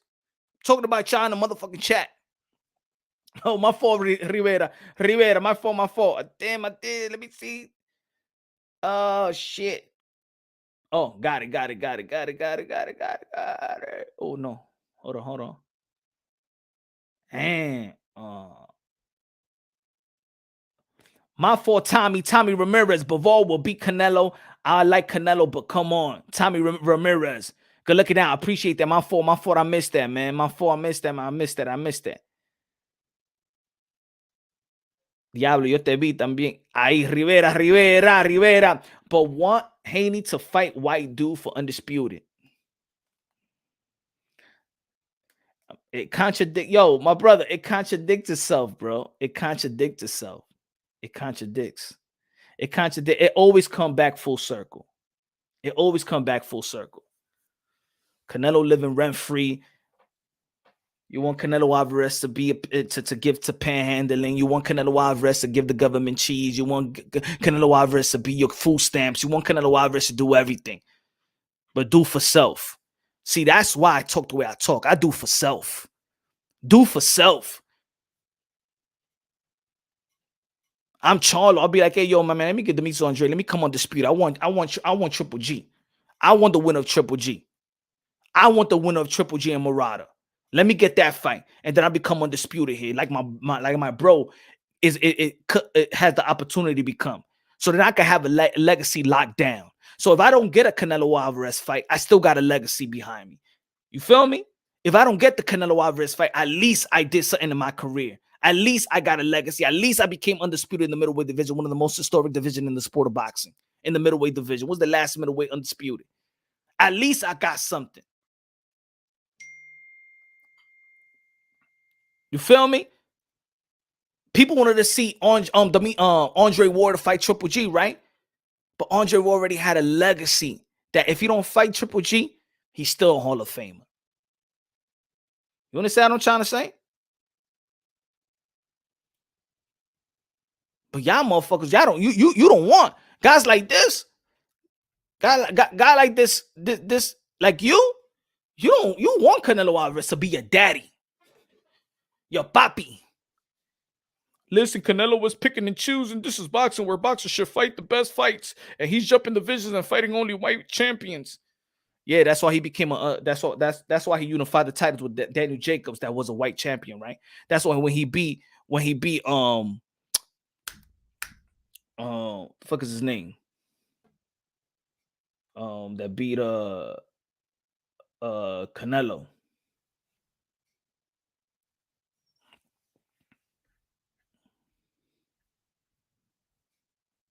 Motherfuckers became fanboy, not boxing. Yeah, they not these yo, some people are not boxing fans, bro. And then they come from you come from a protest and then come to boxing. Yo, Canelo needs to fight. Canelo needs to fight. Canelo needs to fight the brother. The Canelo needs to fight the brother. Get the fuck out of here, man. You fight whoever you want to fight. Canelo Alvarez fight the white man, the black man, the Asian man. You forget that Triple G is Asian? He's from Kazakhstan. That's Asian.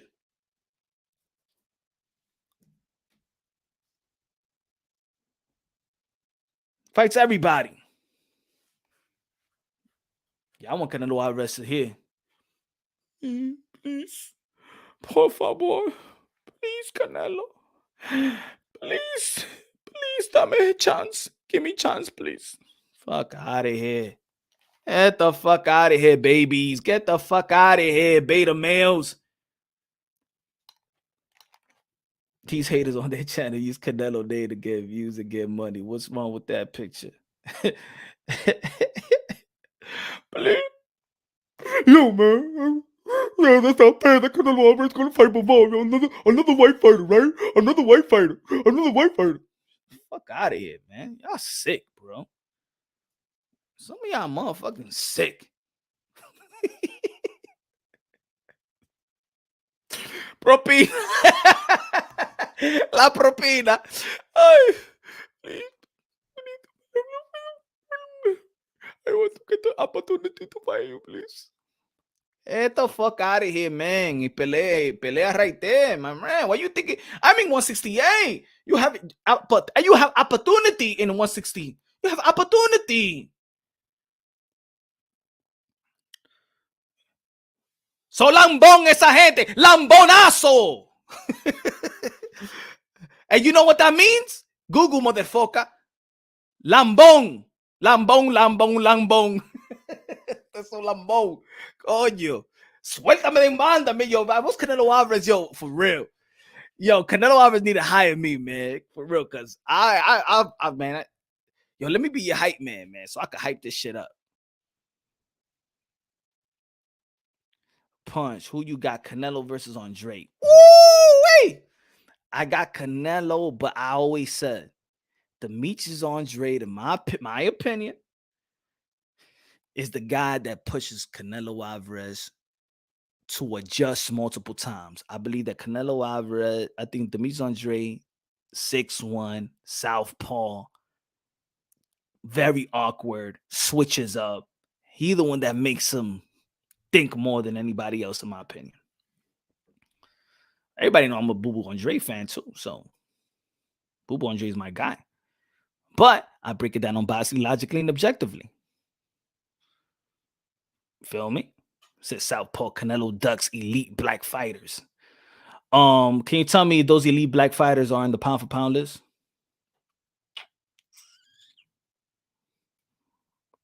Hmm? Hmm? Can you tell me which is Jamar Charlo on the pound for pound list? Huh? Yo, he said, Tony say yo, Tony, you pro child support. Is Jamar Charlo and Demetrius Andrade on your pound for pound list? Hmm? Didn't IBF body bag that female? Would the fighter Canelo runs from ice? Shit. Probably one of the few Hall of Famers, walking Hall of Famers right now. Actively. Jamel Charlo is pound for pound. Yes. Jamel. Not Jamal. And I like Jamal. But he hasn't done enough. Trout Jacobs. Nah, they white. They just got a tan. Trader, they just got a tan, my brother. They just got a tan. They're not black. They just got a tan. They white, but they just got a tan. Canelo fans run from immigration. Canelo fans run from immigration. They run from immigration.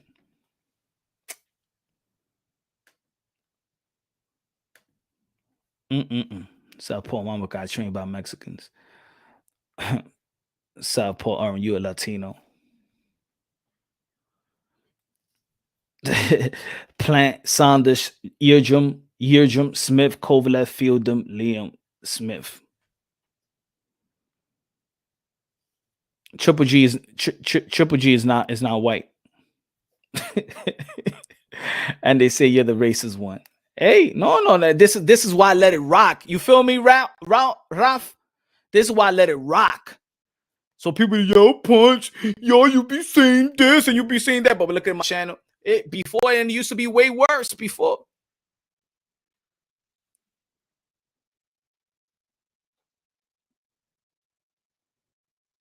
Your mom's you say your mom's blow Mexican. Stop capping. Probably that's what it is. Probably the priest. His priest was Mexican, and that's why he mad. What happened? Somebody wet Willie your butt? Huh? Somebody wet Willie his butt. Found out it was Mexican. He hated Canelo Alvarez. I know what it was. I know what it is. Some a dude with red hair and freckles got you pinned down. And now when he see anybody with red hair and freckles like Canelo Alvarez, he get tired. I hate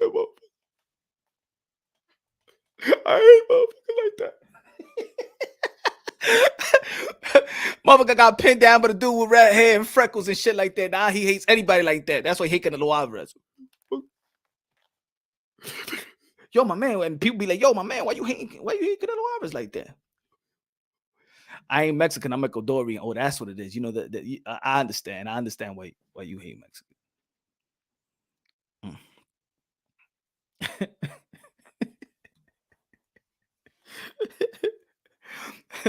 But the dude with red hair and freckles pins you one day, and now you hate Canelo. It's not about Canelo, it's just the way he looked like. That dude reminds you of the guy that pins you or something like that.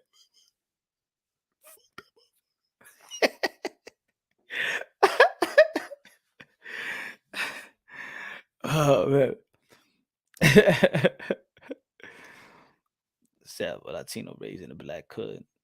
Can't hate on Punch for showing love to Andre as Demetrius showed much love to Punch in the past. Just can't see Andre anywhere close targeting Canelo fight. He doesn't deserve it. I'd say that at this point, I just want to see Demetrius Andrade and Charlo fight. I want to see that fight. I want to see Demetrius Andre, Charlo, or I want to see Andre Triple G, or I want to see Charlo Triple G. I want to see the middleweight. I want to see the middleweight champions fight each other. That's all. I don't want nobody. They don't have to call out Canelo Alvarez right now. I believe the work. If whoever becomes undisputed at middleweight division, Canelo Alvarez will have to look. You understand? The people will be. He can't even look away. He can't be like, I'm not fighting that. What? I'm not fighting undisputed. You know what I'm saying? You got to do something. So when Canelo Alvarez do see it, he can't look away. He can't look away. And by the way, I want them to create a legacy. I don't need Canelo Alvarez to. Canelo Alvarez already got a legit. Canelo Alvarez already got a legacy, bro. These guys got to do a legacy with or without Canelo Alvarez. That's it. They gotta have that. Sports a disgrace to Latinos. I love all my Latino brothers except for the sellouts. What are you trying to say? He's a Latino coon.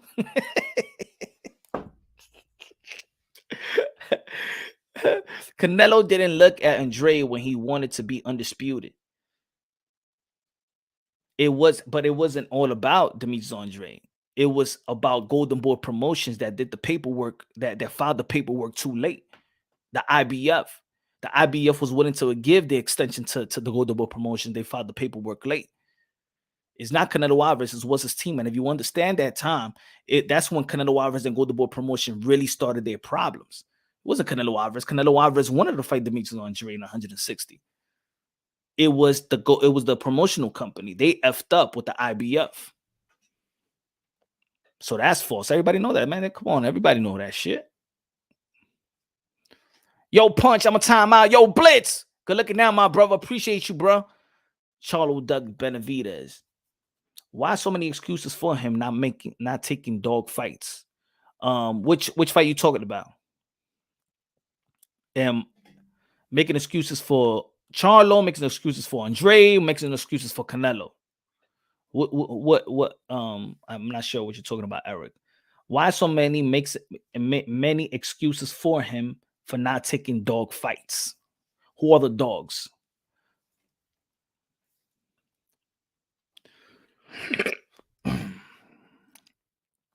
That's a lie. Canelo never wanted that smoke from Andre. Stop it. And and everybody knows I'm an Andre fan. So why I'm not saying the same thing you saying? I've been following. I wanted Demetrius Andre to fight Canelo Alvarez. But the facts is it was Golden Boy Promotion that fucked up on the paperwork. Canelo Alvarez don't do his paperwork. Feel me?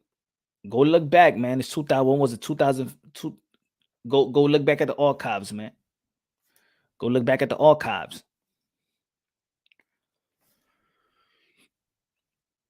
I love Canelo haters.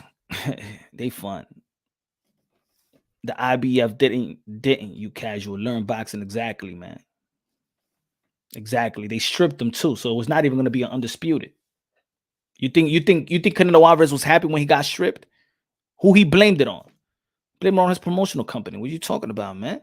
Come on, man. Y'all motherfuckers, y'all gotta start do y'all research and stop. And yeah, the problem is y'all go to channels and y'all let them be your preacher without you looking at the Bible. That's what it is. It's like going to church, but don't look at the Bible. So when the preacher is preaching, when these channels just preaching to y'all, and Canelo Alvarez is this, and Canelo Alvarez is that, and you're like, yeah, amen. And he's like, but read, look what happened. It's easy. Everybody got a smartphone, but nobody want to be smart and use it. Everybody got a smartphone, but you don't want to be smart and use and go back and see what happens with Golden Boy Promotions and see what happened with the IBF.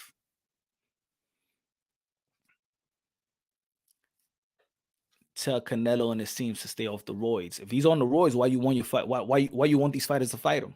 If he's a cheater, you should want him out of boxing. If he's a cheater, why are you so desperate for the fighter that you just named earlier to fight him? If he's a cheater. Also, then he could beat his ass, and then you'd be like, "You still on steroids?" That's what I mean. These dudes, they're not boxing fans, bro. They're a bunch of complainers. They're a bunch of beta males, bro. They're a bunch of complainers and beta males. Want everything handed to them. Y'all sucker. Y'all weak. Y'all weak in life. Y'all weak in making decisions. Y'all want everybody to make decisions for you. You want everybody to dictate your life for you. You can't do nothing for yourself. That's what it is.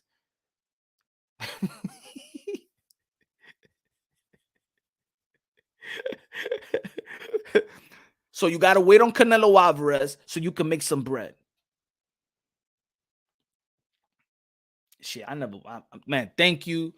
Thank you to my, no, I come from humbling background. Poor. Talking about shelter poor. Shelter poor. Edo Castillo was good, man. But shit, I ain't never heard my parents complain for shit.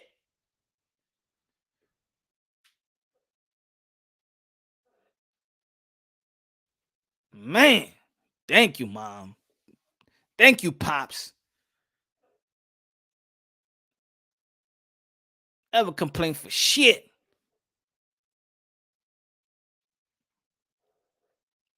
I remember one time people telling my mom, but get public assistance. My mother didn't even want public assistance, bro. Good looking out, Mom. Taught me a lot. That handout shit is not in our blood, man. That waiting on for some. Give me something, please. Fuck out of here. Give me opportunity. I hit a home run. Give me the opportunity. I hit a home run. If there's opportunity there, I'm going to hit a some. I'm going to hit a. It's going to be harder, but if I have to, man, 3 jobs, 2 jobs, whatever to get what I want. If I want that car, I'm gonna get that car. If I want to buy, I said to myself, you know what, man? I'm not paying rent no more, bro. I'm not paying rent anymore. Not paying rent anymore. I said, this is the last time. I ain't paying rent no more. Live in studio in Harlem. Nah, I'm not. That's it. I gotta own something. Credit wasn't good. I said, fuck it, man. Work 3 jobs. 1 job, save. Let it save. I ain't touch that money. My boy like, yo, your credit is good, man. Yo, go check if you get approved. I said, nah. Even when I went to the bank, I was like, nah, man, I still gotta work on my credit. Man, you've been working for your credit for a year, man. You already got it. You probably save already money for almost a year. That's it. I'm like, nah, not yet. More months so I could just build the credit. Boom, I got approved. 5 from 5 different banks got approved. She and my boys be like, hey, yo, but how you did it, man? I said, I ain't spent no money on no more sneakers. I used to buy fucking sneakers every other damn week. I ain't buy no new clothes. I said, nah. Even when family was asking me for money, unless it's not my son, I said, no. I mean, don't ask me for nothing. I'm on the zone right now. I gotta get this house. By the time this lease runs out, I am purchasing something. Either purchasing an apartment. First, I wanted to purchase an apartment. Boom. Looking at Mount Vernon, looking at apartment and stuff like that. But man, how about a house? Better. Boom. Looking at houses and shit like that. Nobody's stopping me, man. Ain't nobody stopping me. Good looking out, Gates. Good looking out. Appreciate that. It's hard work. I ain't looking for no handout. If I go for a job and I don't get hired, I don't say, oh, it's because of my skin complexion. Oh, it's because of my tattoos and stuff. Oh, nothing. Nah, man. I go somewhere else. I'll be like, boom. I'm going to the next. I only want to be where I want to, where they're going, if they want to hire me. Or, you know what I'm saying? I'm only going to be where when people want me to be there. Complain. I don't complain, man. Punch, they're not going to understand ownership. They waiting for the government to give her. I know, bro. I know what they're waiting for. I know. That's why they bring that logic into the boxing world. There's people like Supreme, you bring that logic into the boxing world. So you like, yo, but Charlo and Canelo is not picking him to fight. And man, matter of fact, you're supposed to be saying, yo, Charlo, create your own legacy, bro. Because if Canelo Alvarez retires right now, what you expect from Charlo? What do you expect from Demetrius Johnson? What do you expect from Triple G? What do you expect from David Benavidez? What do you expect from these guys? If Canelo Alvarez retire right now, what you gonna say then? How about that? Or now you got a game plan. Now you're gonna say Charlo versus Demetrius Andrade, or Demetrius Andrade versus Triple G, or mix and match, and then you say David Benavidez and things of that nature, then you're gonna be like, oh, they should do this. They should do it right now. They should not wait in Canelo Alvarez to decide if you're gonna be fighting Bivol or take the zone deal. They shouldn't be waiting if they're gonna take the PBC deal. Make sure, just like Canelo Alvarez got plans, if he don't pick the zone deal, he got PBC. These other fighters got to think the same way. If Canelo Alvarez, if Canelo Alvarez is not even calling my name, I gotta pick this. I gotta pick this. I gotta make my legacy. I'm fucking 33, 34 years old, bro. I probably got like 3 more years in this boxing shit. You know what I'm saying? I'm gonna walk out of here with no legacy. At the end of the day, the legacy reigns supreme. If you stay relevant enough, what's good, Jess? If you stay relevant enough, exciting enough, know how to talk, know how to promote, trust me, your legacy will reign supreme. Your legacy is the bag. Your legacy is the purse. Your legacy is generational wealth. Your legacy is the generational wealth. You think it's money? Nah. And a matter of fact, and I'm even go back on what Floyd Mayweather was saying. Floyd Mayweather was saying, oh, I'm thinking about generational wealth. Money is generational wealth. Nah, Floyd, in that sense, nah. You know what's your generational wealth, Floyd Mayweather? Your legacy. It's not the money, because your legacy is always going to get you to the bag. It's your legacy that gets you to the bag. It's not the money. It's not the money. You could go bankrupt. You could go finish. Your legacy will always put you on top, just like Mike Tyson. Mike Tyson is on top because his legacy reigns supreme. Because he could get coked up, he could go lose his money, he could go to jail. Once he come back out, he's Iron Mike, the baddest man of the planet, and he's gonna get his money right back up because his legacy reigns supreme. That's the way you got to look at it. That's the way you got to look at it. Establish a legacy. Make sure you perform well. Make sure you're excited. Make sure that you want the fans want to see you fight. You wait on Canelo Alvarez, you're going to land on a dead end. That's what's going to happen. Y'all don't need Canelo Alvarez. Canelo Alvarez is set. Y'all don't need Canelo Alvarez. David Benavidez right now, you don't need Canelo Alvarez. You can move up. Even Asuto Ramirez is a great fight, and probably pay-per-view too.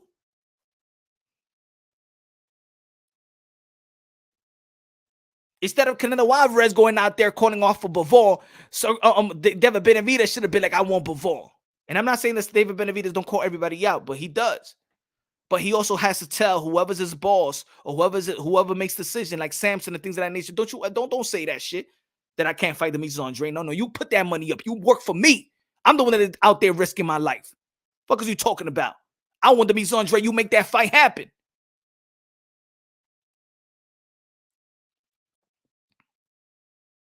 Come on. These guys are leading their way to money. They don't have your legacy. Your manager, your promoter, your advisor. They just working for the money. Your legacy is not their legacy. So they're going to be good. They're going to be good. Bob is always going to be good. Eddie Hearn is always going to be good. Al is always going to be good. Because it's about money, not legacy. For them, it's portfolio. For them, it's relationships. Yours is legacy. You risking your life. You got to tell these promoters, you making this fight right now for me, bro, or I'm not getting in this fucking ring. Are you crazy? I want this fight. I need this fight. This is my fight. This is my bag. This is my legacy. I want Bud Crawford right now next, bro. That is my bag. That is my legacy. But what about if he beats you? Fuck that shit, bro. I'm not going to lose to Bud Crawford. That's the way you got to talk. That's the way you got to talk. That's what Canelo Alvarez wanted to be in the position that he was in. Even I was like, come on, man, Canelo Alvarez, but they put you in position. Go to the board promotion, put you in position. But now Canelo Alvarez in position to do whatever the fuck he want to do. You know why? Because his legacy says so. His legacy gave him the opportunity to do whatever he want to do. His legacy is the one that opened opportunities. His legacy is that things fall in his lap. Things fall in his table, on his table. Smash the like button, ladies and gentlemen. Tell him, man, now. most of y'all got to wake up in few hours for work. Yeah. You know, and some of them ain't complaining about it.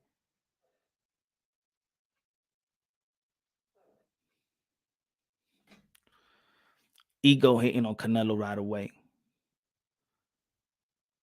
Punch, how many black fighters has Devin offered a chance at his belt? How many black fighters has Tank fought?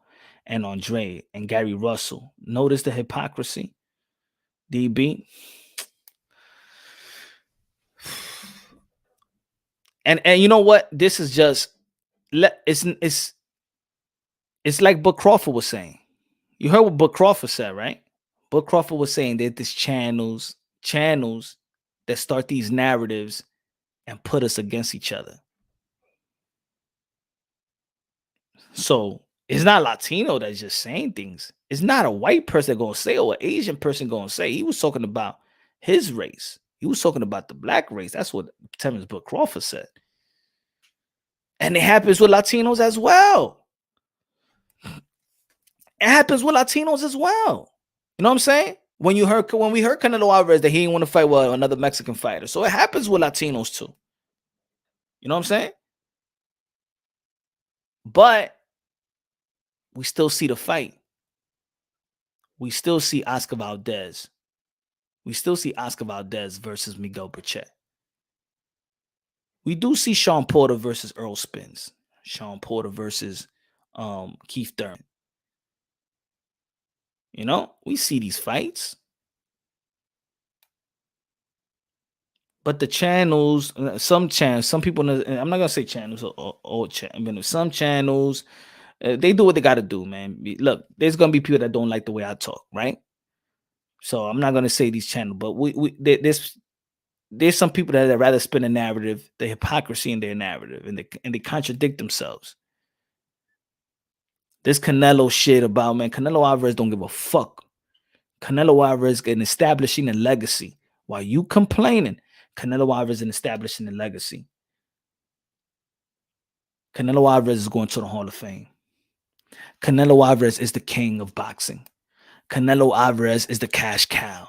Canelo Alvarez is libra por libra, pound for pound number one. Ain't nobody could do nothing about it. No matter what race you are, you can't do shit about it.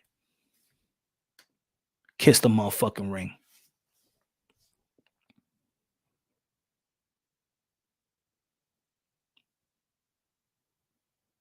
And the beauty about boxing, the motherfucker want to stay in this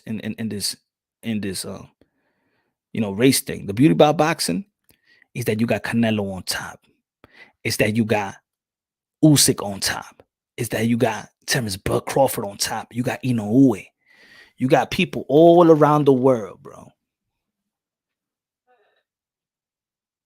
Love the live, man. Good looking out, Edwin. Appreciate that. That's the beauty. Look at the pound for pound list. The respected ones. You got Inoue from Japan. Some people got Ioka, Estrada, Canelo, Earl Spence, Terrence Crawford, Usyk. Some people got the heavyweights, got Fury. You got Latin, blacks, todo, man. That's the beauty about boxing. Boxing is a world sport. Boxing is beautiful. Motherfuckers want to stay stuck on that Canelo don't fight this race. Really? Come on, man. How about the Asian? They'd be like, well, you don't fight Lo Chino Bambini. Why you don't fight? Why he don't fight the Chinese fighters? He doesn't fight the Japanese fighters. How about that? We have good. The Hindus are going to be coming out too. They're not afraid. They're not afraid that he doesn't fight us. Canelo needs to fight one of our champions in India for real, my friend. He's always fighting Latinos. He's always fighting white. He's always fighting. He don't fight a great Hindu fighter. His name is Singh. Singh is a good fighter. Come to our country, motherfucker.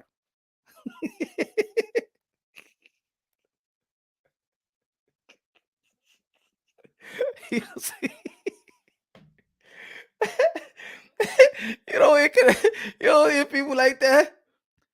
There's no threat. There's no threat that Canelo Alvarez haven't come to India, and we have 1 billion people right in that country, and you don't give chance to the Indian fighters.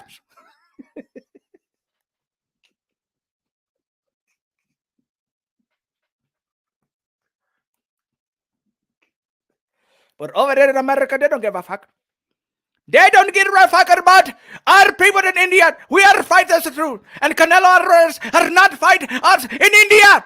We have fighters. They don't want to put it on ESPN. They don't want to put it on Fox 5. They don't want to put it anywhere. What is it? Are they racist? They're Indian fighters? Huh? Because we're not Christian? Because we're not Catholic? We're not a Muslim? Man, a lot of racists could complain too. They could complain. Huh? They could complain too.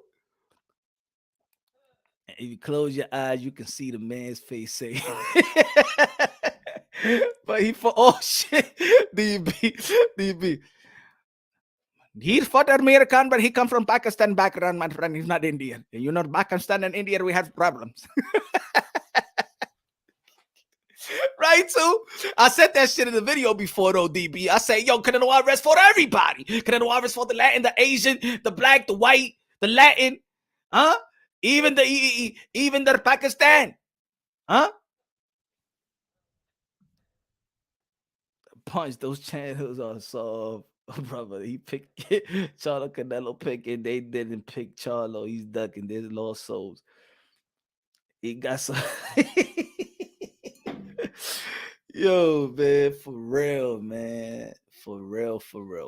Shit is crazy, man. I just feel like right now, man, in boxing, there's so much great things that could happen in the sport of boxing. There's so much legacy to attain in the middleweight division. I believe so. Look at the women, man. They're moving up too, man. And these women ain't complaining, bro. They just fighting. And you know what? These women ain't complaining. They fighting. They going all out. You could see the outlaw pugilist was good. They going all out. These ladies are going all out. They entertaining as well. They ain't knocking a lot of people out there, but they entertaining. Look at Amanda Serrano and Katie Taylor. Look at that fight. Shakur Stevenson, Oscar Valdez on the same day. We was going to get Chocolatito in Estrada. We was going to get Jamel Charlo and Brian Castano. Like when people be like, oh, yo, you always talk about Jamel Charlo. You know why? Because Jamel Charlo don't fucking complain, bro. Because Jamel Charlo ain't chasing another legendary fighter to enhance. He's building, he's trying to carve his legacy, his own legacy. Even you got to give credit to Brian Castano, because Brian Castano had to go through Lara and Patrick Teixeira to get to Jamel Charlo, to get that fight, to get that belt. You think it was easy, that route that Brian Castano got to get that belt? Brian Castano, Patrick Teixeira ain't no walk in the park. He ain't no walk in the park. These guys earned their shots.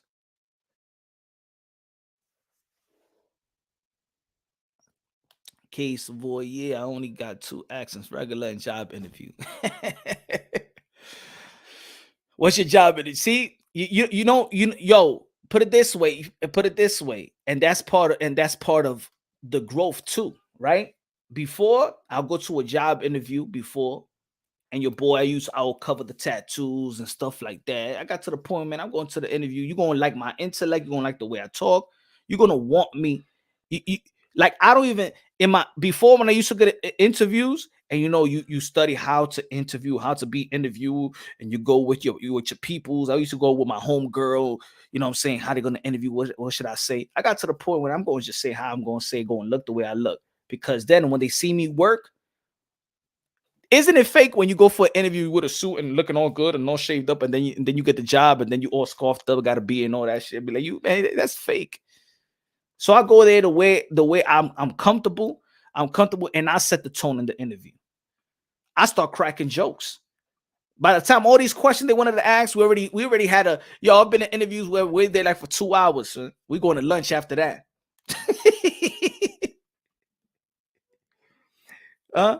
Isn't it good when you have options? And then isn't it good when you got 3 jobs or 4 jobs calling you at the same time? And that's what Canelo Alvarez is doing.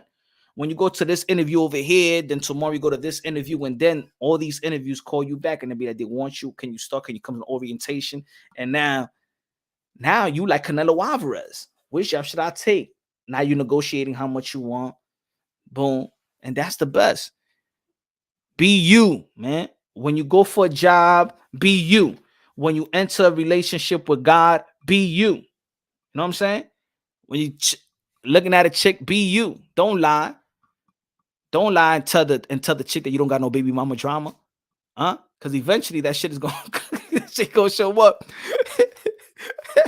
You meet a girl, you be like, yeah, I got kid. You got baby mama drama? Nah, I got it under control.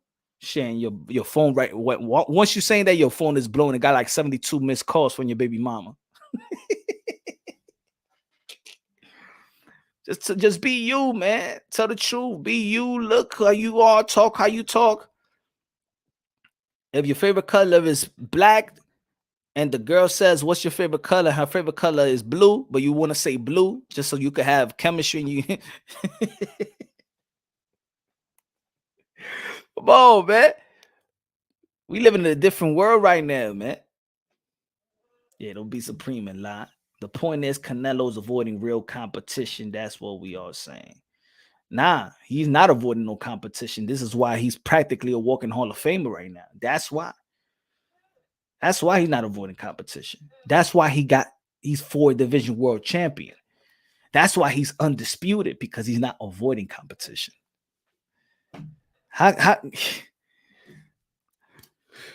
Look, I have returned. Supreme, I understand that Biden gave out crack pipes, all right? And maybe you're one of the recipients of those crack pipes, all right? But just say no, okay? Just say no. Damn, Biden. You how you hyping people up like that? Huh? So you're recipients of those crack pipes. Just push it to a side. You know what I'm saying? A lot of pookies up in this fucking YTBC. A lot of pookies. Just push it to a side. You know what I'm saying?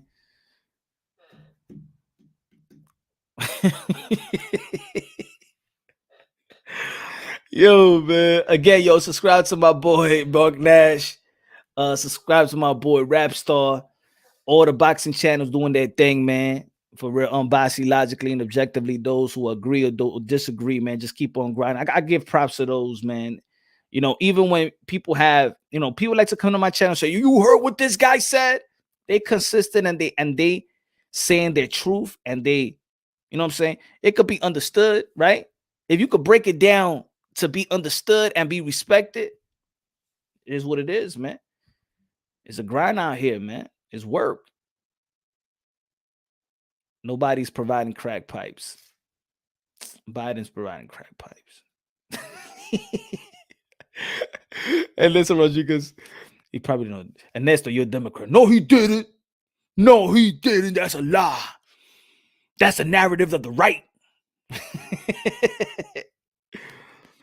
Belts mean nothing when you're fighting easy champions. That's the point. So let me ask you a question. I have returned. Does Devin Haney belt mean anything to you?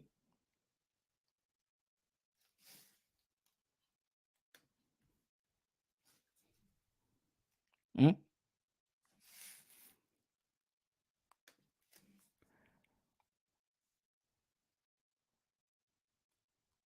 Belts mean nothing when you're fighting easy champions. That's the point. So is Kambosa picking Lomachenko is the right thing to do, right?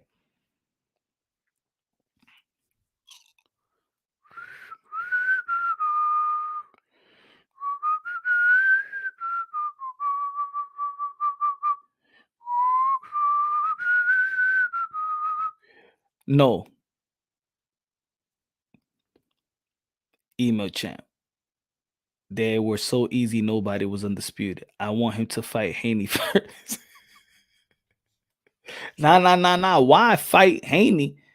Because belts mean nothing when you're fighting easy champions. I mean, and he never fought a champion. So, I mean, at least Loma fought a hard champion like Teofimo Lopez. He was an IBF champion. What champion did Haney fought? But you want Kambosos to fight Haney, right? Because Haney needs to earn it. So he hasn't deserved it more than Lomachenko then, right? I mean, I would like Devin Haney to get the fight, but I'm just going by. I just got to keep it consistent. So you should want him to get the Lomachenko fight, right? The tougher, the guy that has more legacy behind you know.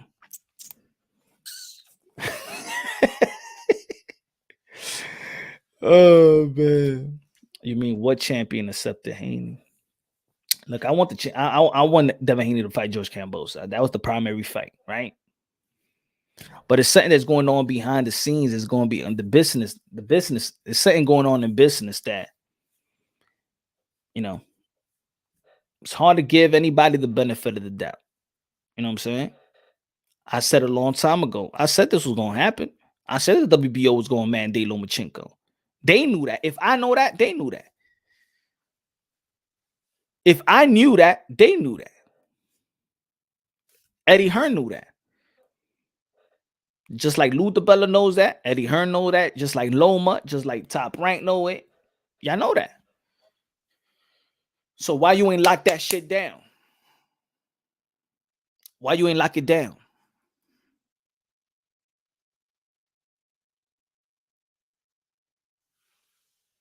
He said Loma ducked Haney. So Loma ducked Haney to get a Teofimo Lopez fight and fight the IBF champion. Good one. Try again.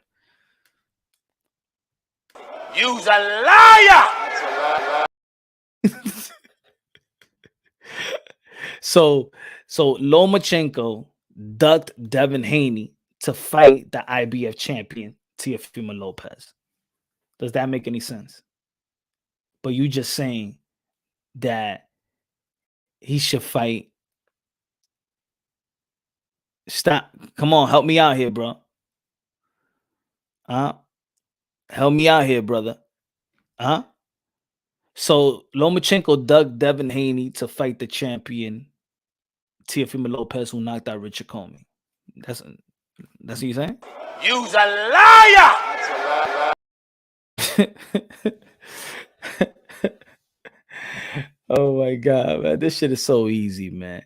Punch, Logan Paul still hasn't been paid. Floyd admitted it. Maybe Canelo don't want those issues.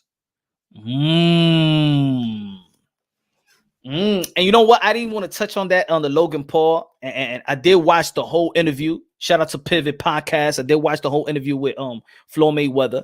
A lot of great things that he was saying, a lot of motivational things, inspirational things, you know, as a fighter and how to invest your money and, you know, generational wealth and all that stuff. But then right there opens another box in the business of boxing. He said he still haven't had all his money. He's still collecting money from old pay-per-view fights. Wow. So, and he's saying that Logan Paul needs to learn this and this and that. Maybe. See, there's a lot of signs that says, you know what? Let me see. One thing about Eddie Hearn, he never had funny money problems. No fighter ever said that Eddie Hearn is weak with the money. No. Eddie Hearn don't have no problem with Daniel Jacob. Mikey Garcia never had problem with Eddie Hearn. Nobody be shitting on Eddie Hearn. Devin Haney don't shit on Eddie Hearn when it comes to money. You know? Boobo Andre. Nope. I have returned. Who's your favorite character? Y'all got any of them 12 hours Thunderdome lives? I'm itching for it. Nah, man. Y'all got any of them? Shit, I did 12 hours before, man. I used to go 5-6 hours and stuff like that. This fanboys are hard to put some boxing knowledge in their head because they're not boxing fans. You feel me? You know, again, there's people that like the truth and there's other people that's comfortable with the lie. You know? There's other people that loves the truth and there's a lot of people, especially in society today, they're comfortable with the lie, man. You know? Because being comfortable with the lie, you ain't accountable for anything. This society, they don't, you're not accountable for nothing. You know? That's why you could say, you know, I got problems. You do something to somebody or you act a certain way that's not fair to the next person. And then all they got to say is that I got mental issues, mental illness. And then you are brave for coming out by saying you got mental illness. You know what I'm saying? So now they're giving leeway to that. They're trying to tell our children that it's okay for a boy to be a girl and a girl to be a boy. They got this thing that your 14-year-old can make her own decisions on her own, medical decisions. They're going after our children now in society.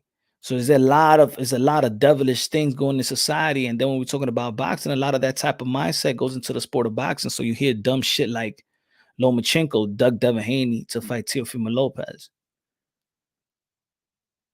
You hear dumb shit like Canelo Alvarez is scared of fighting black fighters. Then you hear some dumb shit like that. Self-victimhood shit. You bring whatever you bring outside of the community into this community. That's what's happening to the YTBC. Instead of just saying, yo, I'm going to support. Like, let's say even when Jamel Charlo fought for Jason Rosario and Jason Rosario Dominican. Coño, yeah, I'm going to root for the Dominican, but Jamel Charlo going to whoop his ass. Por haber dominicano, vamos a ver, loco. Vamos a ver, plátano, my friend, ¿qué tú vas a hacer? But all in a good way and just in a positive way, right? But there's other people that likes to shit on the other to build them. Shit on this fighter to build their favorite fighter. Shit on this race so I could build my race. Forget about what this race go through, my race go through too. You know what I'm saying? And that's good. And I'm speaking in general. You know what I'm saying? I'm speaking in general. It's beautiful when you support your own. It's a beautiful thing when everything is positive. See, it's that insecurity. You don't gotta have insecurity. You could be pro Latino, pro black, pro white, pro Asian, pro whatever you want to be pro. Be pro. But being pro don't mean shitting on the next. Being pro is being proud of that fighter, that countryman, your culture, your race, and you're proud of it. I love me some Chinese food. I love me some Thai food, right? It's not really my culture, but I love it.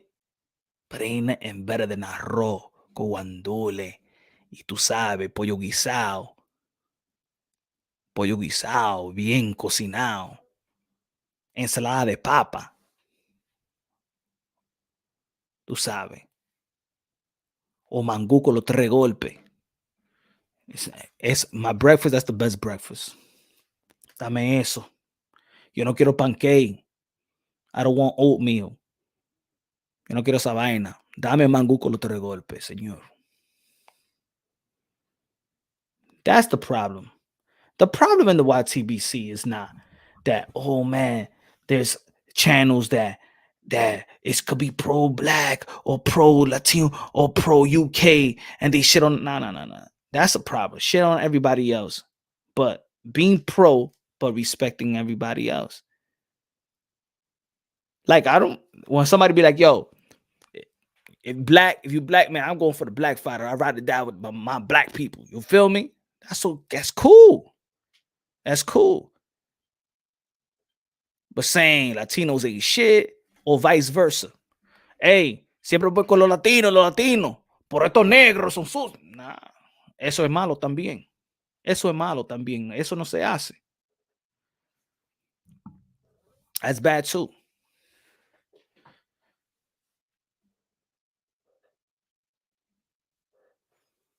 Oh, I wasn't even looking at it. So what you asked? Hold up. You said Papa.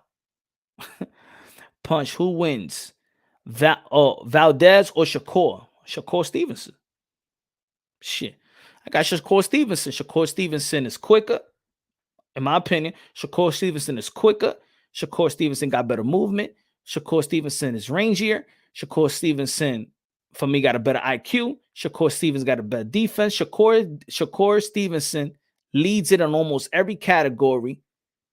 Is a step ahead in almost every category. I got Shakur Stevenson hands down. Hands down.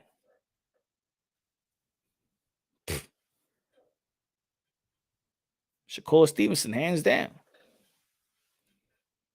Now in power, you could say both of them is probably the same. Maybe you could give the edge maybe to the power of Valdez because I think he showed it a little more. He showed it a little more, but it's not more significant to the point. It's not more significant than Shakur Stevenson. Shakur Stevenson, his punches, the mixing of his punches is better, mixing the speed. He's a very, very small fighter. He does not get hit, knows how to pivot, know how to place the punches real well. So he doesn't have to have all that power. If you know how to place some punches and you sitting real well on your punches, then yeah, Shakur Stevenson is just a step ahead on almost every category of Oscar Valdez. I got Shakur Stevenson hands down. I don't even got to think twice. I don't even need to go with a long breakdown. I think Shakur Stevenson beats everybody in 130. And I think Shakur Stevenson will be top 3 in 135. I think Shakur Stevenson beats Rolly. I think Shakur Stevenson beats Haney. I think Shakur Stevenson I mean, it'll be a good fight. I would just pick him. I think Shakur Stevenson is more stylistically better than Ryan Garcia. I think with the power, well, you know what I'm saying? The power's there. I mean, they're still growing. Gervonta Tank Davis, Shakur Stevenson will be a good fight, but I still think that Shakur Stevenson have shown he got better skill set. But if Gervonta Tank Davis stays hungry, you know, Gervonta Tank Davis is special to me, in my opinion. Gervonta Tank, I've seen him in the amateurs, bro. He's special. The things that he's doing in the professionals, for me, that's like 70%. I seen him move well in the ring. I seen him box. Most of the guys that he was outboxing was like he used to give up like 4 inches, bro. Like 4. He used to be mad. He's mad short, beating up people higher, outboxing them on the outside, on the inside. Yo, this guy, Gervonta Tank Davis, if he had the gym rat mindset like a Shakur Stevenson, unstoppable, man. Unstoppable. I'm talking about the lightweight division. And I think that a Shakur Stevenson versus Lomachenko, now that's a goody. That's a goody right there. Now, of course, I want to see, increase the power a little bit more, you know. He did a wonderful job versus Jamel Herring, a well-schooled, a well-trained, and an experienced fighter. The Shakur beat Tio.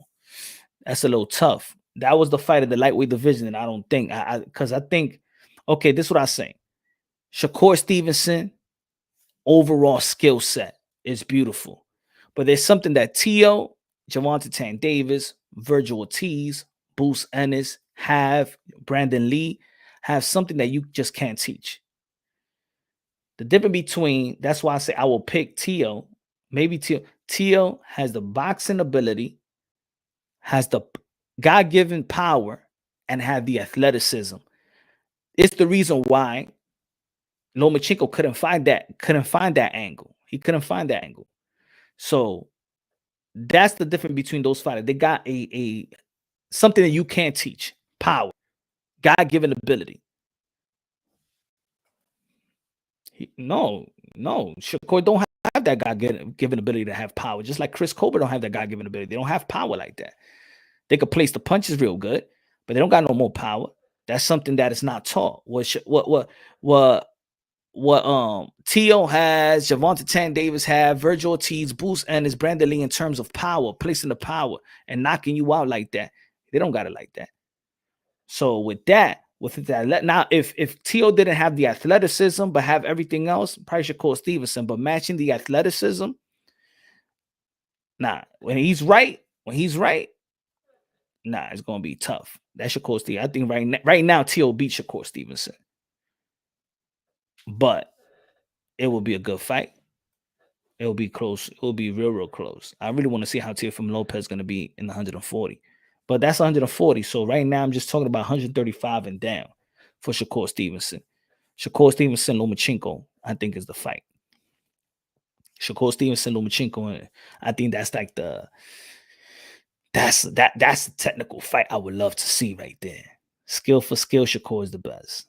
I think Shakur Stevenson got better defense. I think Shakur Stevenson, and look, we still haven't even seen the best of Shakur, bro. He just look like a veteran out there, and he stays in the gym. So when I look at fighters that stay in the gym, trying to get better, out there with Andre Ward, out there with Terrence Crawford, man. When I see look Canelo Alvarez in the gym right now, man. So Terrence Crawford's always in the gym. You know, the whole year, Tio was always in the gym too. I think that did after. I think if we would have fought Cambosa, Cambosa in June, it would have been a whole different story, in my opinion. But that's just my opinion. I have returned. You must took your man. Valdez. Loma beats Stevenson. That would be a tough one. I think that would be a tough one. See, the only thing what I'll do is because if Stevenson packed a punch like a Gervonta Tan Davis or Tio, then I got Stevenson. I think he will take care. But Stevenson is smart, man. Stevenson is smart, and there is a blueprint in how to really, if you don't let Lomachenko slip in those angles and stuff like that, you're gonna have success. Yeah, you're gonna have success. If Gervonta Tan Davis gets better on the defensive end, tweaks his defense, sharpen up, he got to sharpen that defense. He's getting outboxed. And if Leo Santa Cruz is being successful outboxing him, if Mario Barrios is being successful outboxing him in certain rounds, Lomachenko will beat Gervonta Tan Davis. I say that. Lomachenko would beat right now. And then look at the competition he's facing. So he's facing Isaac Cruz, which Isaac Cruz is actually ranked higher than Rolly. So now he's going backwards. See, Gervonta Tan Davis is not getting in the ring with people that's going to really sharpen up. It's really giving him that experience. So I think that with Gervonta Tan Davis versus Stevenson, I think it's going to be hard. Even the Devin Haney fight. If I was Devin Haney, I'd be calling Gervonta Tan Davis, man. If I can't get that Cambosa fight, I was calling Gervonta Tan Davis. Let's make this fight happen, man. You independent. Loma versus Tank that would be a good fight. But right now, I got Loma beating Tank. Especially with momentum, I got Loma beating Tank. It's the styles, you know what I'm saying? I don't know. When's the last time that Loma fought a southpaw? Shakur Stevenson, the southpaw too, right?